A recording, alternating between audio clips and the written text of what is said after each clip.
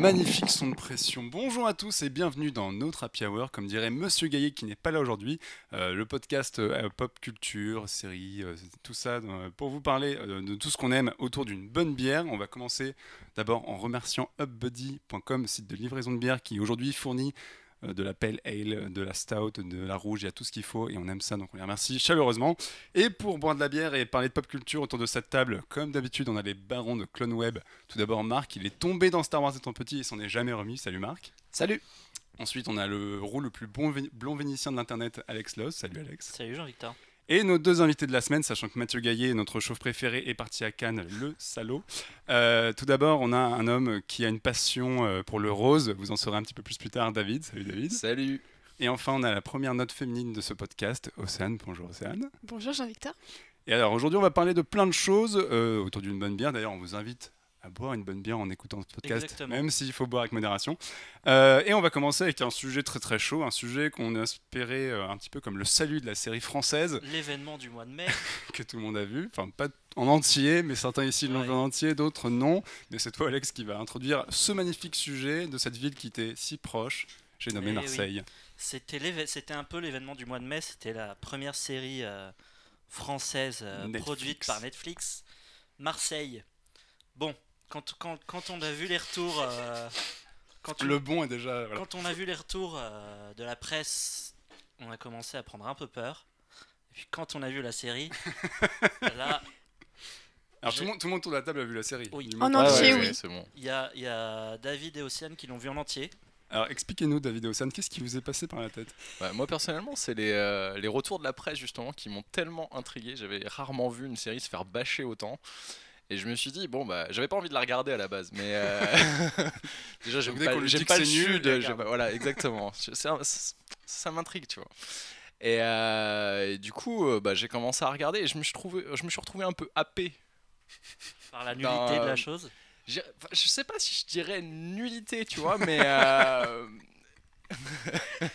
Il y a un côté super attractif en fait dedans. Mais oui. Il y a des twists, tu te dis mais c'est pas possible, mais en même temps tu veux connaître la suite et donc tu regardes l'épisode d'après. En fait, c'est assez fascinant parce que c'est quand même un concentré de talent. C'est ça, ce que j'allais dire, c'est qu'à la base, ça partait quand même super bien. Bon, Dan Frank, moi je connais pas sa carrière, le type qui a soi-disant écrit la série, parce qu'il a fait aussi Carlos et je sais plus quoi. Mais c'est réalisé par Florent Siri. Ouais. Il a perdu le Emilio entre temps d'ailleurs, il faudrait peut-être qu'il le remette parce que depuis ça va plus du tout. Et en fait, c'est son équipe cinéma, donc son chef opérateur, etc., qui font la série, avec Thomas Gilou, je crois, pour la réalisation pour les 4 derniers épisodes. Et notamment Alexandre Desplat à la musique, ce qui est quand même pas dégueulasse. Ouais. Okay. Oui, enfin sa participation, elle est vraiment minime comparée à. Un peu comme tout le monde en fait. Et en fait, moi, pourquoi c'est pas bien? Ce que je trouve assez fascinant, c'est que tout est raté, quoi. Oui. Il y a rien qui est bien. Si, il y a deux choses qui sont il y a une chose qui est bien, c'est le générique. Le générique. Le générique est pas mal. Le générique est même excellent, quoi. Et le jeu d'actrice. Parce que moi je trouve qu'il n'y a que les actrices qui jouent convenablement bien. Toutes Oh non, Nadia même Fares pas. Inclus. Non, Nadia Fares, faut pas déconner. Non mais le chignon de Nadia Fares, quoi, c'est assez Géraldine incroyable. Payas, Le chignon joue pour elle, c'est fascinant. Donc voilà, et ceux qui ont été jusqu'au bout, est-ce que ça... Moi je me suis arrêté à l'épisode 4. Parce que moi j'avoue, j'ai vu que les 2 premiers épisodes, et c'est marrant, c'est que j'avais vu des avis passer en mode... pour de la série, notamment Marc qui m'avait dit que pour de la série française, c'était pas si catastrophique. C'est sûr que si on compare à Plus belle la vie, mais ça ressemble à Plus belle la vie. C'est la version luxe de Plus belle la vie, c'est ça qui est Plus belle la vie, mais avec un peu concentré, plus de quoi. Mais c'est quand même un soap familial. Enfin, non mais c'est ça. Hein. C'est ça, c'est même pas House of Cards à la base, c'est vraiment un soap familial. La politique, c'est vraiment. On reconnaît un peu la touche House of Cards, mais elle fait forcer en fait. Mais oui. Non, mais ils ont voulu caler à House of l'échelle. Cards et de Boss aussi, de la série Boss qui a été diffusée sur Stars il y a quelques années, et ça pique vraiment beaucoup de choses aux 2 séries. C'est juste qu'ils ont voulu retranscrire à l'échelle d'une ville qui est pas de base super passionnante.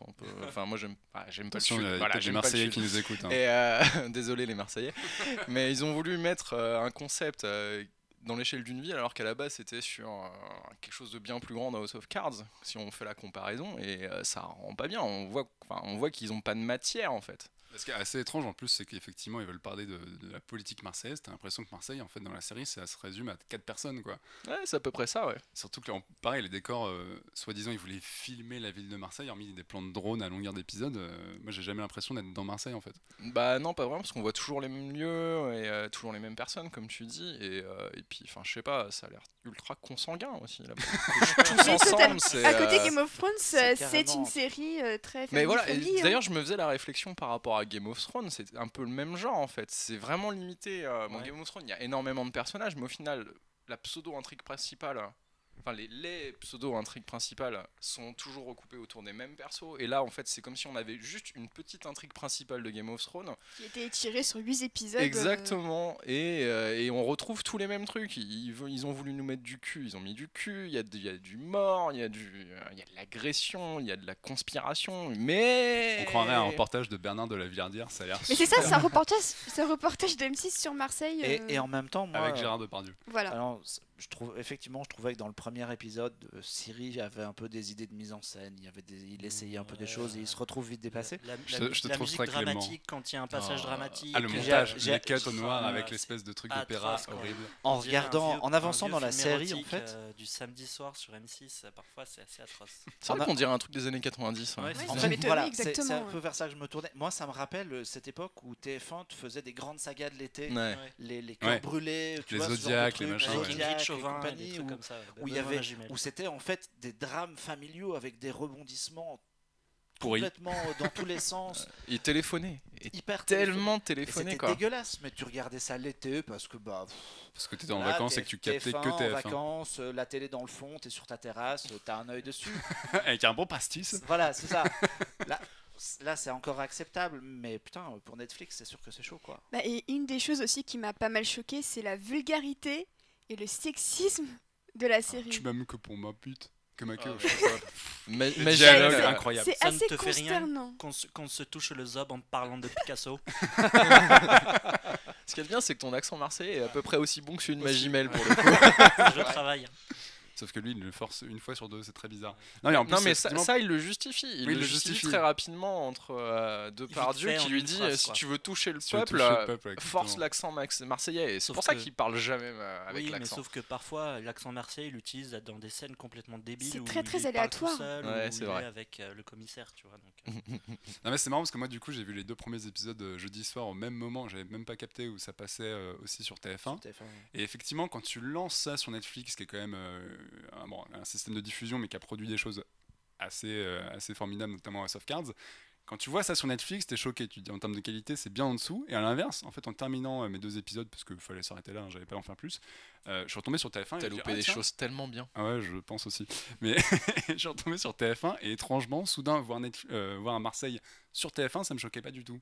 C'est vrai que là, c'était vraiment le niveau parce que c'est du qualitatif. niveau TF1. quoi. Voilà. Donc c'était très étrange, mais bon. C'était un. La question maintenant. La question, c'est ce qu'il faut regarder du coup.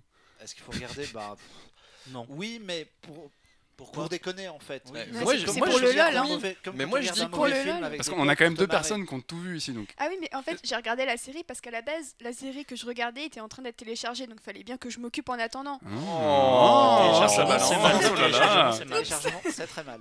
Mais non, c'était pour passer le temps, et puis je voyais des avis de gens sur Twitter qui disaient que c'était consternant, donc je voulais voir la chose, et au final, bah, en fait, l'un des avantages de la série, c'est qu'elle se regarde très bien. Enfin, le rythme est très bien géré. C'est 40 minutes x 8, ça prend pas plus d'une journée si on se binge tout, donc ça va plutôt vite. C'est le seul avantage de la saison, je trouve. C'est que bah, du coup, ça va vite, on en a vite débarrassé, quoi. Moi, je trouve ça. sur- Voilà, en fait, il faut regarder cette série pour s'en débarrasser. je trouve C'est ça- la je- morale. En fait, moi, je trouve ça vraiment assez fascinant. C'est vrai le que c'est fait fascinant. que en fait. ça rate tout ce que ça entreprend, quoi.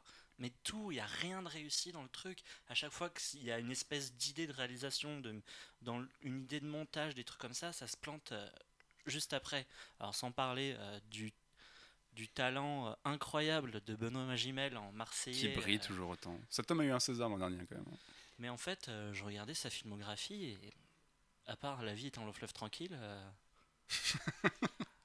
Voilà. il n'a pas... Reflet de la Il a déchéance une de la manière carrière. de plier ses yeux Ouais, quand ça- il veut faire le méchant. Et de C'est faire tellement un- calculé ouais, en un- fait. It's serious duck face, business, hein, ça se voit. un petit duck face et tout Duck pour, face. pour avoir l'air sérieux. Non, mais moi j'ai toujours quand même eu, au fil des épisodes, je me suis quand même dit, ça peut pas être comme ça. C'est quand même Netflix derrière, il y a quand même du pognon, il y a quand même une promotion assez folle. On nous l'a teasé comme le renouveau de la série française. Et je me suis dit, avec les monstres qu'il y a dedans, il y a un moment, ça va se relever, quoi. Il nous faut tomber. Et puis il y a un moment, c'est le phénix, quoi. Et ben non. Honnêtement, je dirais pas que c'est mauvais. Ça vaut le coup de regarder un peu. Bah, je sais pas. Cet homme est tiraillé par ses sentiments. Mais c'est juste qu'en fait, ça n'a même pas la saveur d'un plaisir coupable que tu regardes pour rigoler avec tes potes. Hormis les 3 répliques à la con de Magimel. Bah, tu peux faire un drinking game très intéressant, déjà, mais c'est tout. Mais rien que déjà les répliques de Magimel. Enfin, je pense que les dialogues valent le coup pour s'en moquer en fait entre potes avec des bières et tout. Voilà. C'est du nanar de la série. Ah oui, totalement. Clairement. À chaque réplique sexiste, je pense c'est vrai que ça chaque fois que Magimel mais tu frôles. Mais ouais, aussi.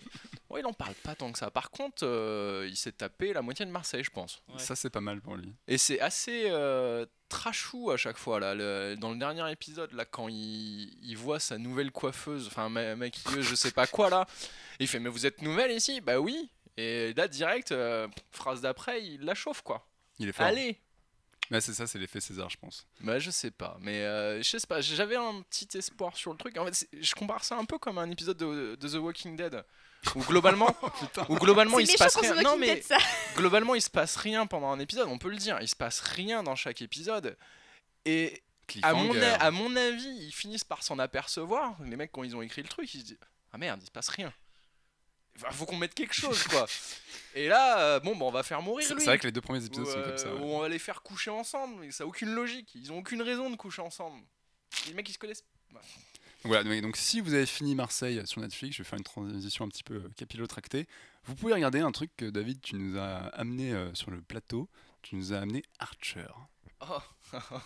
Je vous ai dit, c'est capillotracté. Non, mais c'est voilà, sur Netflix. Vous avez fini Marseille, vous dites qu'est-ce qu'on va regarder de bien. Je me suis dit, c'est bon, ça va passer à la fin et tout. C'était pas dans le programme. Ok, bah enchaînons sur Archer. Alors, je sais pas si vous connaissez, vous, Archer. Je vois très rapidement ce que c'est. Les 2-3 premiers épisodes.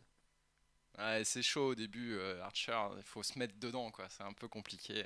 Mais qu'est-ce que c'est, Archer ? Alors, Archer, c'est une série créée par Adam Reed en 2009, qui est diffusée sur la chaîne FX et qui compte un peu plus de 80 épisodes maintenant. On m'avait demandé de l'actu. Alors, l'actu, c'est que la saison 7 a commencé début mars. Donc, on est dedans. On est dedans, ouais. On est dans l'actu. Et Archer, je l'ai choisi. Au début, je voulais parler de Steven Universe. Je sais pas si vous connaissez aussi. Et qui commence aussi sa 3e saison depuis très peu de temps. Et je me suis dit, oh, allez, non. Archer. On va rester dans la thématique Marseille un peu aussi parce que c'est le même genre de truc. Enfin, là, tu fais non, mais en mieux. C'est le même genre de truc, mais en mieux. Donc voilà, David, c'est Walking Dead égale Marseille égale Archer. Vous pouvez le contacter sur les réseaux sociaux pour les explications. C'était une comparaison un peu bizarre, mais bon voilà. Et donc Archer, en fait, c'est une série d'animation. Ouais. Déjà, pour adultes, clairement pour adultes. C'est de l'espionnage, c'est ça ? Oui, c'est de l'espionnage. Et en fait, on est dans une agence de services secrets qui s'appelle ISIS. Donc, comme vous pouvez vous en douter, ça a posé quelques problèmes il n'y a pas si longtemps que ça. D'ailleurs, ils ont eu un gros problème de ce côté-là. La chaîne voulait annuler la série ou leur faire changer le nom de l'agence. Et finalement, ils ont trouvé un autre moyen. Genre, on fait plus d'agence secret. Et puis ça passe. Et en fait, donc, Archer, on suit les aventures de Sterling Archer, qui est une sorte de James Bond plus décalé. C'est un pervers égocentrique. Ok, là maintenant ça ressemble à Marseille. Qui est complètement débile, mais qui est très bon dans ce qu'il fait et qui le sait et qui en joue. Et du coup, c'est vraiment de l'animation comique, très humour noir, très what the fuck. Très très what the fuck. Et au début, on est sur des épisodes qui n'ont pas de lien entre eux, c'est juste des histoires, des enquêtes, des infiltrations, etc. Et puis petit à petit, on a un fil rouge. Et là où c'est intéressant, en fait, c'est que la série en elle-même, sur sa longueur, est bourrée d'humour de tous les styles. On est sur du comique de situation, on est sur de la catchphrase, on est sur du running gag. Et tout est lié. Il peut se passer quelque chose dans la saison 1 qui va être réutilisé dans la saison 5. Et tous les personnages secondaires autour de Sterling Archer sont importants à un moment ou à un autre. Et, Donc c'est pas juste la série que tu regardes comme ça pour te marrer, faut quand même être attentif devant le truc. tu peux, c'est ça qui est intéressant, tu peux la regarder indépendamment, épisode par épisode, mais si tu regardes l'ensemble, en fait, tu vois toujours un lien quelque part. Et c'est très très fun. En fait, Archer, c'est un peu mon Scrubs, mais version animation. C'est le truc que je peux regarder en boucle, parce que c'est juste, des fois, tu captes des petits éléments que tu n'avais pas vu la première fois, qui sont en rapport à l'actualité de l'époque, qui sont en rapport à des films que tu n'avais pas encore vus, ou des séries que tu n'avais pas encore vues, parce que c'est bourré de références pop culture. Par exemple, il y en a une assez évidente, c'est une référence à Arrested Development. Déjà, par tout le casting, il y a 3 ou 4 personnes qui ont joué dans Arrested dont la mère, non, dont la mère, Mallory Archer, qui est Lucy Bluth dans la série, qui a exactement le même rôle, mais la même gueule, le même rôle, et c'est très très fun. Et en plus, c'est comme dans Arrested, en fait, il y a des conflits familiaux, c'est des intrigues internes à chaque fois, et c'est très très très drôle, mais c'est très particulier. On n'est pas sur du petit comique comme ça. C'est par exemple, tu vois, je sais pas, t'as vu les 3 premiers épisodes, c'est ça? Ouais, moi en fait, je voulais te poser la question d'ailleurs. J'ai un peu bloqué sur le style graphique. Alors, il fait un peu bizarre au début, je ouais. trouve ça un peu bizarre et ça m'a un peu. Oula, c'est pas comme d'habitude, ce gros trait noir très marqué Ouais. pour les personnages, l'animation qui est finalement peut-être un peu simpliste. Elle est, ouais.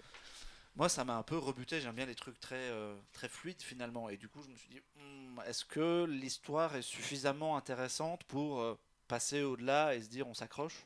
Alors en fait, comme il n'y a pas vraiment d'histoire sur le long terme, il n'y a pas de fil rouge entre les épisodes, à part sur les dernières saisons, où, à partir d'Archer Vice, la saison 5, on a une histoire complète, mais avec des mini-histoires à chaque épisode. Merde, c'était quoi ta question déjà? Je me suis perdu. C'est est-ce que ça Ma vaut le question, coup c'est est-ce que ça vaut le coup de s'accrocher niveau graphique parce que les histoires déboîtent après? Alors, en fait, c'est pas tellement pour le graphique parce qu'ils changent pas. Comme tu dis, c'est du simpliste, mais c'est parce qu'ils ont des processus de production qui sont très, un peu comme South Park où ils doivent enchaîner. Ils ont un script, et ils enchaînent. Les épisodes, ils les font très très rapidement. Du coup, on n'a pas de l'animation léchée comme on peut avoir dans d'autres séries. Mais après, pour l'histoire générale, c'est plus si t'adhères à l'humour. C'est de l'humour un peu style, trash en plus. Oui, c'est de l'humour complètement trash. C'est-à-dire qu'on peut très bien avoir de la référence nazie à un moment. Ah bah, il fallait commencer bon. par là. C'est bon, on achète. On y va tout de suite, Arthur. Genre, par exemple, il y a toute une intrigue autour d'un. Enfin, pas une intrigue, mais tout un lot de clins d'œil sur un des personnages qui est le scientifique de la bande, qui s'appelle Dr. Krieger. Et régulièrement, ils sous-entendent que c'est un clone d'Hitler, en fait. Et à chaque fois, on le sait jamais vraiment, mais ils disent que c'est un ancien nazi, ou que c'est un clone d'un ancien nazi, ou que son père était un nazi, mais ça revient tout le temps comme ça. Et à chaque fois, pour chaque personnage, en fait, t'as un style. Tous les personnages servent l'humour dans un style différent. On a le scientifique nazi, par exemple, mais on va avoir la mère comme Lucy Bluth dans Arrested Development, qui est une vieille alcoolo qui couche avec tout le monde, mais on va avoir la secrétaire qui est complètement shootée, mégalo, qui change de prénom à chaque épisode parce qu'elle est complètement tarée, ou on va avoir la RH qui pour ses temps libres en fait fait du combat de rue et qui est super balèze avec des vieux tatouages dans le dos et qui elle aussi couche avec n'importe qui mais en mode bien cradingue quoi.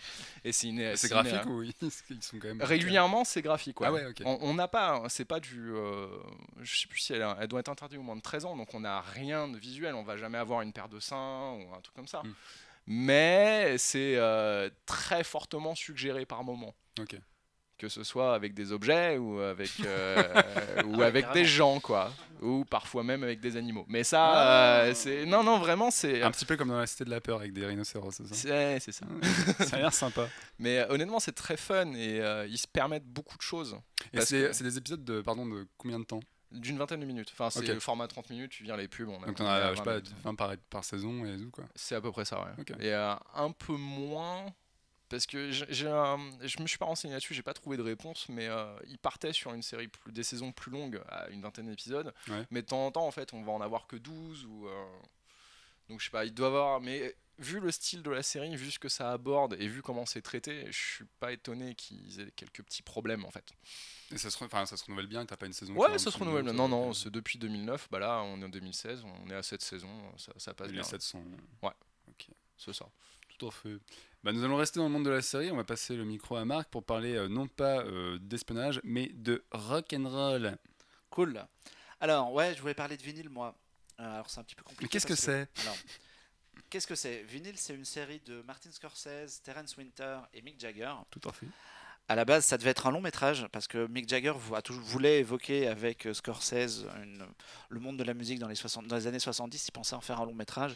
Puis finalement, le projet a évolué et c'est devenu une série en 10 épisodes Pour que Jagger HBO. Scorsese produisent. Winter est showrunner sur la saison 1 et Scorsese a fait le pilote d'ailleurs. Alors de quoi ça parle? Ça raconte l'histoire d'un mec qui s'appelle Richie Finestra, qui est le patron d'une boîte de disques à New York dans les années 70, un peu plus tard, je crois que c'est 73, ouais, c'est ça. Et c'est un peu le bordel dans sa vie.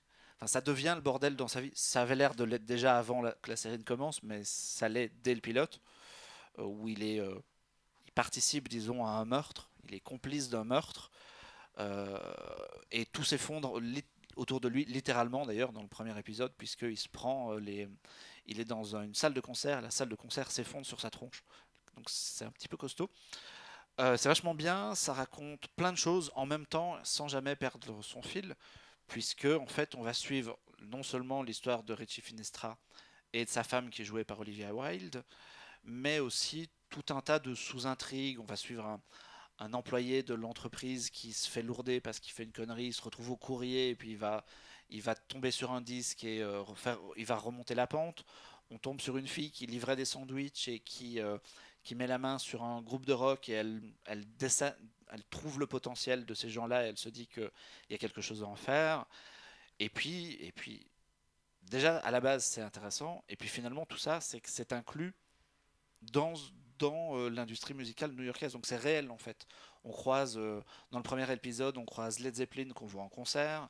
Il y a un épisode un peu à moitié hommage à David Bowie dans lequel il apparaît. Ouais, qui est absolument super. Il y a tout un tas de choses.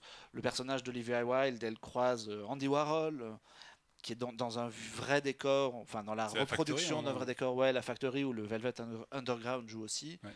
À un moment donné, elle se rend à un concert où Bob Marley et Bruce Springsteen se partagent l'affiche. Et c'est un vrai concert qui a vraiment eu lieu. Donc ils ont vraiment allé reconstituer le lieu de l'intrigue. C'est fidèle, si ce n'est qu'ils ont glissé des personnages dans la réalité. Après, je crois qu'au niveau des dates, ils se sont un petit peu emballés. C'est un peu une vision fantasmée en fait de l'époque. Si j'ai bien compris, il y a quand même deux trois trucs. Oui, il y a des trucs un peu, voilà, ça les a Peut-être tous les meilleurs arrangés. groupes du monde qui se croisent au même moment, notamment et tout ça. Parce qu'ils croisent quand même une panoplie de gens sur une période de temps qui est très courte. Ouais, notamment Elvis aussi. Il y a un épisode sur Elvis, ouais, il y a l'épisode où ils vont à Los Angeles, où ils croisent Crosby, Still, Nash et Neil Young quasiment dans la même pièce au même moment. Tu dis, bon, alors, je veux bien que les mecs bossaient ensemble et tout, mais là, ils sont tous à une fête au même endroit, ça fait... Et en même temps, à New York, il y a tout un tas d'autres légendes. C'est peut-être un tout petit peu gros. Mais voilà, moi j'ai trouvé ça mortel. Le pilote est réalisé par Scorsese. Ouais. Il y a aussi, comment il s'appelle le mec qui a fait Never Let Me Go? Mark Romanek. Mark Romanek qui Épisode fait un 3. épisode. Ouais. Et pour moi, la meilleure scène de la série, ma préférée, c'est dans l'épisode 3. C'est le dialogue entre Olivia Wilde et Andy Warhol, qui est filmé depuis l'écran. Au shooting? Ouais. C'est vraiment... C'est une Ah, des plus c'est belles vrai. scènes que j'ai vues cette année. Et Olivia Wilde, elle est vraiment très très bien dedans. Je l'ai limite trouvé un peu sous-exploitée dans cette première saison. Donc j'espère que dans la 2, elle sera mieux. Ouais, mais les acteurs sont mortels. Hein. Bobby Cannavale en Richie Finestra, c'est une idée géniale. Il y a aussi le fils de Mick Jagger. Il y a le fils de Mick Jagger qui joue justement le leader du groupe. Le leader du groupe, ouais, exactement. Qui s'appelle je sais plus comment. Qui marche dans les traces de son père, du coup. Puisque c'est Puis qui a vraiment la même gueule que ouais, son père. physiquement, il ressemble un peu. Voilà, non, c'est vraiment mortel. Je suis un peu. Avec le recul, je crois que j'ai moins aimé le pilote que le reste. Ouais, moi parce aussi. que, Complètement, ouais. Parce que le pilote que Scorsese a tourné, Qui dure 1h40. qui dure 1h40, t'as vraiment l'impression de voir un concentré de tout ce que lui sait faire. Un espèce de best-of. Une espèce de best-of de Scorsese avec du rock, des mafieux, des tripes, de la couleur, des mecs qui prennent de la coke dans tous les sens. On est presque à revenir à Marseille là. On n'est jamais très loin Voilà. de cette notion de débauche finalement, hein, tu vois. Mais, il y a pas de Depardieu, mais il est pas loin. et du coup, c'est ouais, un figurant quand il y a de la coke. Du coup, ouais, j'ai eu l'impression de voir un espèce de best-of de tout ce que Scorsese a fait, de tous les éléments de la carrière de Scorsese réunis en 1h40. Et ça passe après le deuxième épisode, puisque c'est plus lui qui s'en occupe. Et donc voilà, moi j'ai trouvé ça mortel. Alors c'est un peu compliqué à voir, je crois, maintenant, parce que c'est en France, c'est OCS. OCS, qui a mais je diffusé. sais pas si ils ont un système de replay ou Non, comment ça marche mais OCS. je crois qu'ils Et ont la VOD. Mais de Le toute type façon, très au courant. Tu sais. le DVD, Il me semble qu'ils ont de le la VOD, DVD oui. sort dans les bacs début juin, donc dans 15 jours, 3 semaines, il y a moyen de rattraper ça en support physique. Et pour revenir à ce que disait Marc sur Scorsese, j'ai eu l'impression d'avoir le même sentiment en voyant le pilote de Boardwalk Empire, qui était aussi fait par Scorsese Ouais, c'est et vrai. écrit par Terence Winter. C'est-à-dire que le début est vraiment très très très très lourd et ça finit par se décanter par la suite. Donc il faut vraiment pas se fier qu'au pilote que j'ai trouvé vraiment très très long. Il faut laisser sa chance à la série sur la durée parce que c'est là que vraiment on voit le potentiel du truc. Surtout le potentiel musical, parce qu'un des trucs qui est quand même assez cool, c'est qu'il y a plein d'espèces de séquences parfois très abstraites en fait dans les épisodes où tu vois des vieux tubes de l'époque qui sont mis en scène, des fois un Ouais. peu de manière psyché et tout. Des chanteurs qui apparaissent, parfois filmés de dos, un type qui interprète une chanson et c'est toujours très joliment mis en Mhm. scène. Et ouais, Mais ça, en fait, ça sert vachement l'ambiance du truc. Enfin, si vous aimez déjà là, le rock, parce que c'est vrai que je pense qu'en termes de crédits musicaux, Ouais, on a c'est la ce que je série voulais qui a dire. tout défoncé. quoi. C'est assez ouf parce qu'ils ont payé des droits incroyables à tout un tas d'artistes pour vraiment passer les vrais tubes de l'époque et pas s'emmerder à aller chercher des compos, des trucs obscurs ou quoi. C'est vraiment, c'est Led Zeppelin, Bowie, Beatles, Black Beatles, Sabbath, du blues, Bob Marley, tous ces mecs les droits ont été bankés puisque les chansons sont dans l'histoire. quoi. Mais d'ailleurs, dans les crédits, je crois que le consultant musical, ça doit être Mick Jagger. Donc, a Ouais. priori, il a fait tourner son carnet d'adresse pour avoir tout ça. Carrément. Et d'ailleurs, à ce sujet, moi j'avais retenu que sur Spotify, ils ont mis la bande originale en intégralité. Donc le lendemain de la diffusion, chaque épisode, ils allaient rajouter à des playlists les titres qui avaient été diffusés. Donc il y a moyen de tout réécouter. Il y a un vinyle en plus. Ah. Ah, Pour le coup, ça s'appelle vinyle, ils sortent un vinyle, c'est bête, mais ouais, il Inception. y a vraiment un vinyle qui est sorti et qui est déjà dispo d'ailleurs, je crois. Mais alors, le Mais vinyle, ouais, pour tout le est coup, sur c'est pas Spotify. le vinyle, je crois que c'est des groupes qui existent déjà et qui en fait ont repris des tubes. Il y a un Parce qu'il y a des reprises aussi dans la série. Il y a des reprises dans la série, il y a des compositions. Et il me semble que si je dis pas de conneries, ce que chante le fils de Jagger, ça a été composé par Chris Cornell, qui est crédité Je savais par pas. ouais. Mais Bah, il me semble qu'il y a aussi une chanson de Julian Casablancas de The Ouais. Strokes. Ouais, c'est pas possible. Ouais, ils ont fait Royal appel à des Blood. gens Enfin, pour, il y a vraiment beaucoup de très bons. vu qu'il y a cette histoire de nouveaux groupes qu'il faut monter, il a fallu écrire des chansons et là c'est pas de la reprise. Il y a des moments c'est pas de la reprise, c'est de la création pour la série. Ils ont fait appel à des mecs. Et du Ça coup, joue. est-ce que ça tient la route par rapport au reste ces compositions, ces nouvelles compositions? Oui, après, ça dénote pas. vu que Ça c'est s'inscrit bien. vendu quand même Ça à un s'inscrit groupe débutant, c'est surtout destiné à montrer que c'est un groupe débutant qui va enregistrer son premier disque. Même si ça sonne comme un premier disque, c'est pas grave. Ça reste de belles tenues. D'accord, ok. Donc voilà, donc si vous aimez le rock, les 70s et les bons tubes, vinyle, donc ouais, tu me dis ça ressort en Blu-ray. Ça sort en début juin. DVD True début Detective avait fait pareil, juin, donc je pense que- la BO est dans les bacs et la saison 2 a été officialisée pour l'année prochaine, si je dis pas de conneries. En sachant que Terence Winter, qui est showrunner, a été dégagé ou est parti Oui, ça pour fait... ça, en différents fait, on n'a pas créateurs. parlé, mais en fait, la série marche pas du tout, accessoirement. C'est assez bizarre d'ailleurs. Mais C'est du que coup, ça a coûté, je crois, 100 millions la saison, un truc comme ça. Enfin, c'est très cher pour HBO. Je crois que le pilote coûte plus de 10 millions. Enfin, voilà, ils ont mis les thunes sur la table. Et en termes d'audience, ça a été un peu le four pour eux. Ils ont hésité pendant un moment à effectivement lancer la saison 2.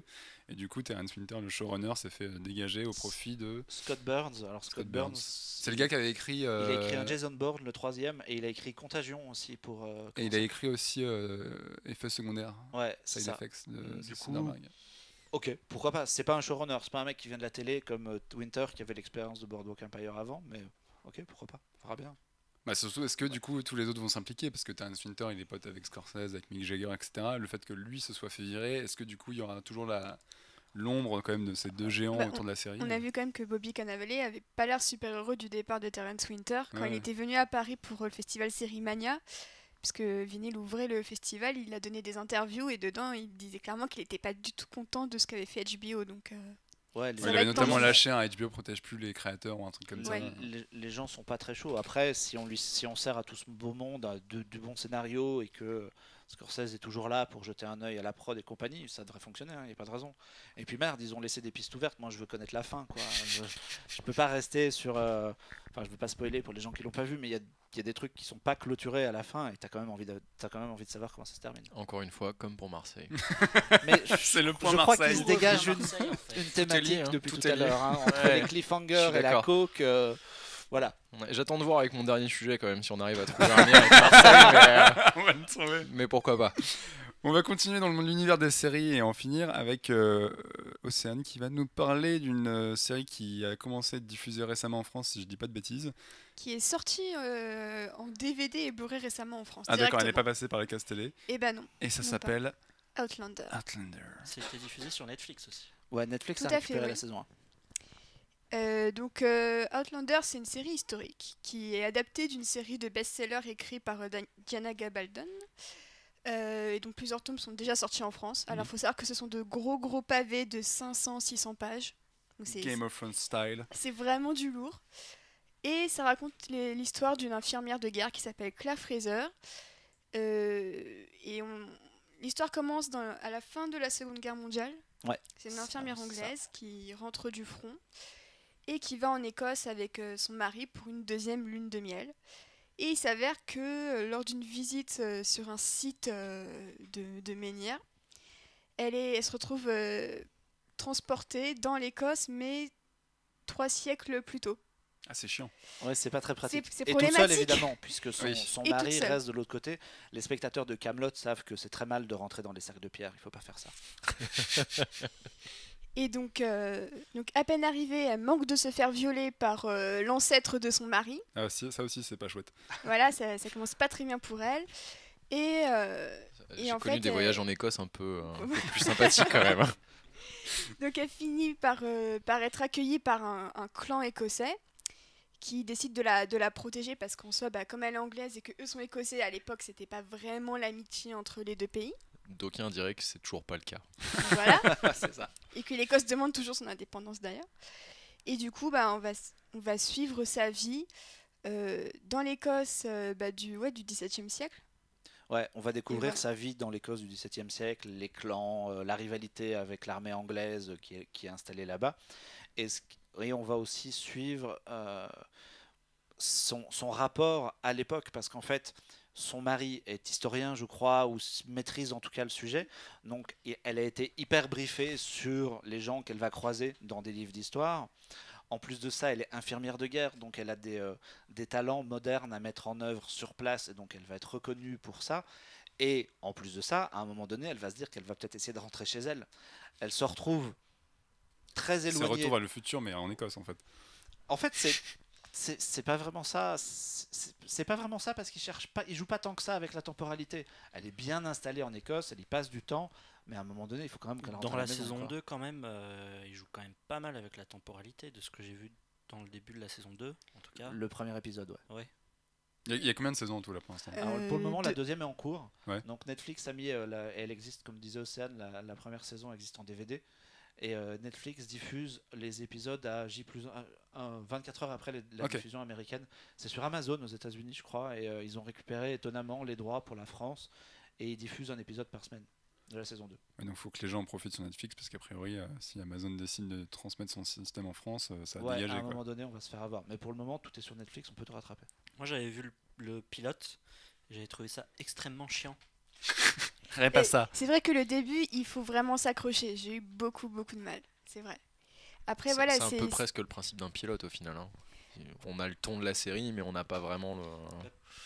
Pas tant que ça en fait, je trouve que le pilote, j'ai un peu continué quand même, j'ai regardé 2-3 épisodes, mais je trouve que le pilote est quand même extrêmement différent du reste de la série. Je sais pas si... Mais c'est normal, ne serait-ce que même en matière de couleurs, de rythme, de musique, c'est vrai qu'ils ont vraiment travaillé les différences entre la partie présent, entre guillemets, et la partie passée. Et du coup, donc la saison 2 va pas trop spoiler, mais du coup, le premier épisode, par exemple, est extrêmement déroutant dans la mesure où c'est un peu la même chose que dans la saison 1, pour des raisons qu'on ne dira pas ici. Ouais, c'est un peu compliqué à raconter, mais ouais. Alors moi, je voulais préciser un truc pour les gens qui connaissent, c'est que le showrunner de tout ça, c'est Ronald D. Moore, qui est bien connu parce qu'il a showrunné Battlestar Galactica pendant une pelletée de saisons et qu'il est bien connu. Voilà, c'est un garçon qui sait raconter de belles histoires et du coup il applique son talent à l'Écosse et il a ramené avec lui ses copains, notamment le compositeur dont le nom m'échappe. Bien McCreary. Merci. Qui avait fait du super boulot sur Battlestar Galactica et là qui s'éclate avec des thèmes écossais, donc c'est assez cool. Et la musique est très belle et le casting est très très bon aussi. Et j'ai ouï dire que c'était très choquant, trash par moment. Alors, Oui, et en ça... Alex en sait quelque chose.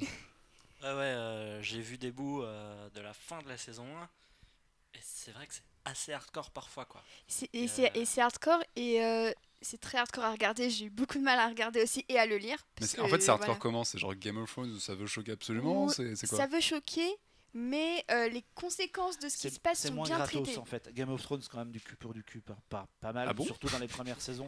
Là ça a vraiment des grosses conséquences sur le récit, ça traumatise des personnages.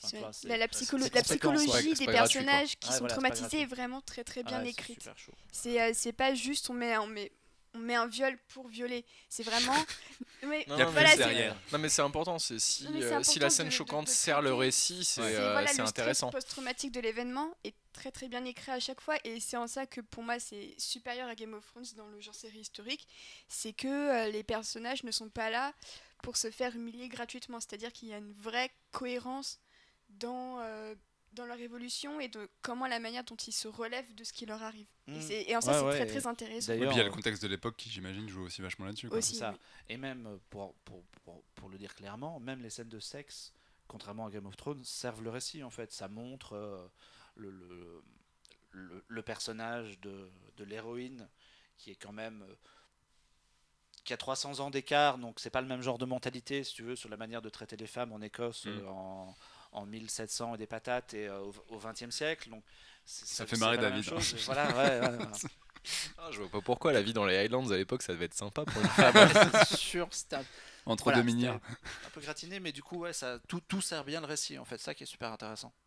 Et puis le discours sur la condition féminine, sur...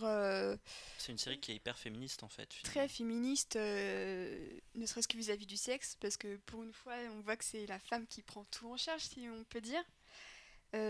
Qui s'impose parmi les hommes parce qu'il faut quand même une sacrée poigne pour s'imposer parmi des lords écossais et donc c'est très rafraîchissant de voir un personnage féminin qui n'est pas parfait mais qui se bat et qui est forte et puis qui s'assume tel qu'elle et qui s'assume et qui au final transmet ses idées à son amant de l'époque qui est quand même un écossais très rustre un vrai. Voilà. Et donc, elle lui...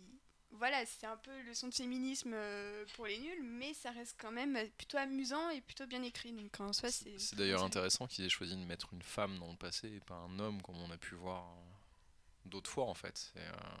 C'est un angle intéressant, en fait. Et du coup, en fait, c'est au niveau de l'adaptation, donc il y a combien de tomes? 5, c'est ça?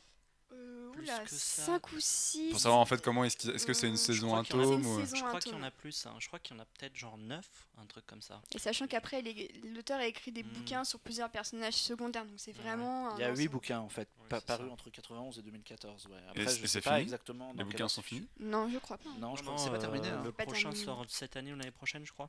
D'accord. Oui, donc en fait la série est partie pour un sacré nombre de saisons quoi. Sachant qu'elle marche très très bien sur Stars. Je crois que c'est la série la plus regardée de la chaîne, parce qu'il y a une fanbase derrière qui est vraiment qui pousse à fond, qui pousse à fond, et dont j'ai fait une partie avec grand plaisir. Donc, comment on les appelle les fans de Outlander? Les Broadlanders, non, c'est pas ça. Oula. Il y a vraiment un nom, mon dieu. Oui, moi je pensais ça. Il y a toujours cette truc là chez les fans de série. Jean-Victor, il voulait évader, mais en fait ça existe. Merde. Bon, je m'excuse auprès de tous les comment? Broadlanders. Je sais pas si c'est ça leur nom, donc... Ça se trouve, elle va se faire lyncher. On va l'attendre en bas de chez elle et tout. On vient de massacrer leur nom. Donc du coup, très bien, ça se passe sur Netflix, deuxième saison en cours et jusqu'au mois de juin, j'imagine. 13 épisodes pour cette saison, un peu plus court que la première. C'est du 40 minutes. C'est du 50 minutes, c'est du 1 heure.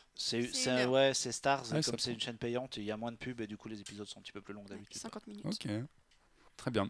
Et nous allons quitter le cadre de la série, on va maintenant passer aux cases, aux BD, puisqu'on va parler de Batman Black and White. Alors Batman Black and White, qu'est-ce que c'est ? C'est moi qui m'y colle, oui, tout à fait. Mais je suis pas le seul à l'avoir lu ici, donc c'est très bien. À la base, c'est une initiative en fait qui a été créée dans les années 90, je crois en 96. C'était un rédacteur en chef de chez DC Comics qui s'était dit que les anthologies à l'ancienne c'était bien, et ils se sont lancés dans une série. Justement, ils se sont dit on va regrouper un pool d'artistes excellents, un peu la crème de la crème à l'époque, et on va essayer de faire une espèce d'anthologie autour du personnage de Batman. La contrainte est la suivante, il fallait faire des histoires de 8 pages et des histoires en noir et blanc. Et en fait, la série a très très bien marché à l'époque, donc c'était publié tous les mois aux États-Unis. Ils ont fait une première session en 96-97, et ensuite, en fait, l'initiative a tellement ancré les esprits et tellement bien fonctionné qu'ils se sont dit on va essayer de reprendre ça plusieurs fois. Donc il y a eu, je crois, au total 4 séries, donc 96-97, il y en a une autre en 2003 à peu près, un truc comme ça. Encore une autre dans les années 2000, et récemment en 2014 il y a eu encore une quatrième. Donc du coup les éditions Urban Comics ont décidé de ressortir tout ça en français dans des gros tomes pour centraliser le tout. Il y a 3 tomes qui vont sortir. Le premier donc, qui est sorti il y a un mois ou deux, donc c'est du gros pavé, il y a genre 350 pages, ce qui fait beaucoup d'histoire parce que je rappelle qu'elles font 8 pages, vous pouvez faire le calcul. Ça justifie le prix. Ça justifie, je crois que c'est 35 balles, un truc comme ça. 29 sur 29, sur ouais. Amazon. Voilà, acheter sur Amazon, c'est bien. Et pourquoi c'est excellent ? Parce que, en fait, ce qui est hyper intéressant, c'est que on a énormément de versions de Batman et énormément d'interprétations de Batman. On pourrait penser que c'est une contrainte d'écrire 8 pages en noir et blanc. Et en fin de compte, comme ils ont quand même pris des auteurs de... Pour en citer un petit peu, il y a Darwyn Cooke, d'ailleurs feu Darwyn Cooke qui nous a quittés aujourd'hui. Il y a Tim Sale, Bruce Timm, Jeff Loeb, ça c'est pour les plus connus de chez DC. Il y a Bill Sienkiewicz, Walter Simonson. Enfin, je pourrais faire du name dropping pendant 10 minutes parce qu'il y a vraiment un monde fou autour de ce projet. Et ce qui est hyper intéressant, c'est que c'est plein d'histoires très différentes. Il y a parfois des trucs hyper cartoon, hyper action, d'autres où on va se concentrer pas du tout sur le personnage de Batman, mais sur un pauvre type dans Gotham qui vit dans cet univers et dont la vie est bouleversée par cet univers dont une petite action s'inscrit dans la mythologie de Batman, etc. Et en fait, je pense que c'est un très très bon moyen, tu vas me dire ce que tu en penses David, parce que tu l'as lu toi aussi, d'approfondir en fait l'univers de Batman, sa mythologie, parce qu'on découvre finalement énormément de versions, et on se rend compte en fait de la capacité d'adaptation, de flexibilité presque, j'ai envie de dire, du personnage, à passer d'un genre à l'autre, d'un type d'histoire à une autre, parce qu'il y a tout en fait. Il y a notamment une histoire, alors je sais plus par qui elle est écrite, sur un type qui est complètement fou et qui en fait tue les gens qui ne sont pas polis. Par exemple, Monsieur Civisme. Celle-là est vraiment géniale. Et en fait, c'est Bruce Wayne, Batman, qui poursuit un type qui, par exemple, on l'a doublé dans une file d'attente, il tue le gars. Il fait que des trucs comme ça, et donc il arrive et il commence à engueuler Batman en disant. C'est super. Non, vraiment, l'histoire, celle-là, c'est, je pense, ma préférée dedans, parce que le concept de base est vraiment extraordinaire. Et il y a toute une discussion, un dialogue avec Batman, justement, sur le sens de la justice, où le gars lui dit mais tu comprends pas, le gars m'a doublé, c'est pas possible. Batman il fait non mais voilà, fais un effort. Celle-là, justement, c'est ce que j'ai beaucoup aimé dans ces compilations, c'est que à chaque fois, comme tu disais, on présente un point de vue différent de Batman, et sur celle-là en particulier, ils insistent beaucoup sur le fait que le degré de justice de Batman est relatif par rapport aux autres gens à côté. C'est-à-dire que Monsieur Civisme tue des gens parce qu'on a fermé une boutique 2 minutes trop tôt. Et que genre de truc. Quand Batman vient sur le lieu du crime, t'as le policier qui lui fait non mais ouais, c'est mal ce qu'il a fait, mais je le comprends quoi. Et donc t'as Batman qui est ultra carré, et d'ailleurs la conclusion de cette histoire est absolument magnifique, où Batman explique à Monsieur Civisme que les temps changent, mais Batman lui par contre ne change pas par rapport à son rapport à la justice quoi. Et vraiment c'est confronté, et t'as vraiment les deux extrêmes dans un sens, et j'ai trouvé ça très bien. Et ce qui est drôle, c'est que c'est 8 pages, et déjà c'est assez dense. Mais c'est super dense en 8 pages, comme tu dis. Et donc, comme il y en a, je sais plus combien dans le bouquin, en fait, il y a énormément de choses. Puis bon, c'est facile à lire parce que, comme c'est que des histoires de 8 pages, vous pouvez arrêter et reprendre quand vous voulez. Donc voilà, je répète, il y a un tome qui est sorti, il y en a 2 autres qui vont arriver bientôt. Et je vous le conseille fortement parce que, comme il y a tous les styles d'écriture, tous les styles de dessin, bon, hormis la limite du noir et blanc. Je pense que si on aime Batman, et même en général, je pense que c'est quand même une excellente BD. Mais est-ce que ça se tient en 8 pages ? Est-ce que moi ça me fait penser un peu, tu sais, dans les films à sketch, t'as toujours des sketchs qui sont un peu pourris et d'autres qui sont géniaux. C'est ce que j'allais dire, en fait, je trouve que pour une fois, t'as pas tellement l'effet à boire et à manger, parce que c'est vrai qu'effectivement, quand t'as des histoires comme ça courtes, souvent il y en a qui sont très bien et d'autres bof. Et là, globalement, j'ai pas l'impression. Enfin, il y en a peut-être une ou deux qui sont un peu en dessous du lot, mais globalement, il y a rien. Il y en a quelques-unes plutôt anecdotiques, mais Ouais. qui traitent toujours quelque chose d'intéressant. Mais effectivement, après, je pense qu'on retient plus celles qui sortent énormément du lot, comme celle de Monsieur Civisme, qui était vraiment très très bien. Mais il n'y en a aucune qui te laisse un sentiment de ouais. Ok.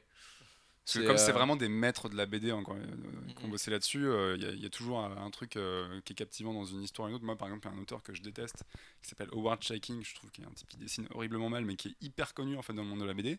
En l'occurrence, l'histoire qu'il a fait dans ce tome-là, alors je sais plus laquelle c'est exactement, mais je sais qu'elle m'avait complètement soufflé. Et tu sens vraiment, en fait, ce qui est intéressant, c'est que tu sens l'effet prestige. C'est vraiment, ils ont réussi à créer ça avec cette mini-série-là où les gars se sont dit. On va vraiment mettre tout ce qu'on aime sur le personnage de Batman en 8 pages. Et donc en fait, t'as l'impression qu'ils se sont tous défoncés à la tâche, quoi. Mais ouais, voilà, je me disais exactement la même chose. Comme on n'est pas sur une histoire qui fait des centaines et des centaines de pages, les gens ont moins le temps de se perdre et du coup, on a moins le temps d'être déçus potentiellement. Oui, parce qu'ils vont à l'essentiel. Exactement, il y a une idée générale et sur 8 pages, t'arrives à la traiter en fait. Donc t'as pas.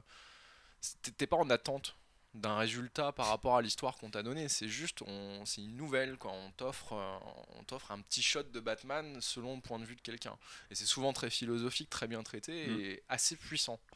Non, surtout ça permet vraiment encore une fois d'aborder le mythe sous plein d'aspects, mais en fait d'en montrer combien il est, en fait de comprendre aussi pourquoi il fascine tant ce personnage au final après des années et des années de publication. C'est qu'effectivement il peut aborder plein de sujets différents, parfois aussi par le prisme de la ville de Gotham, etc.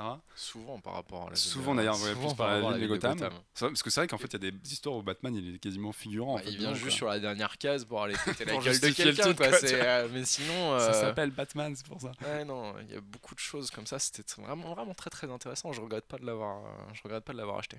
Voilà, David approuve totalement ce choix et là j'ai plus rien à dire, c'est parfait. Et toi aussi. Moi on peut peut-être rajouter un truc qui a un rapport indirect, c'est que DC Comics a sorti une chouette ligne de statuettes qui va avec aussi. Exactement, ouais. Toutes les statuettes que les gens ont peut-être vues dans les magasins type album, etc. En général, elles sont vraiment dans la vitrine. Ouais. Elles sont en vitrine. Ils ont repris, je crois, les designs des BD et ils ont fait appel à des gens en plus pour gonfler un peu la collection et sortir des trucs. Il y a une statuette qui a été designée par Bruce Timm, Mike Mignola en a fait une. Il y a plein d'artistes qui se sont collés dessus et chaque fois c'est très bien fichu. Ouais, parce qu'en fait c'est des petites figurines, je sais pas, qui font 15-20 cm en résine, qui coûtent je crois 80 €.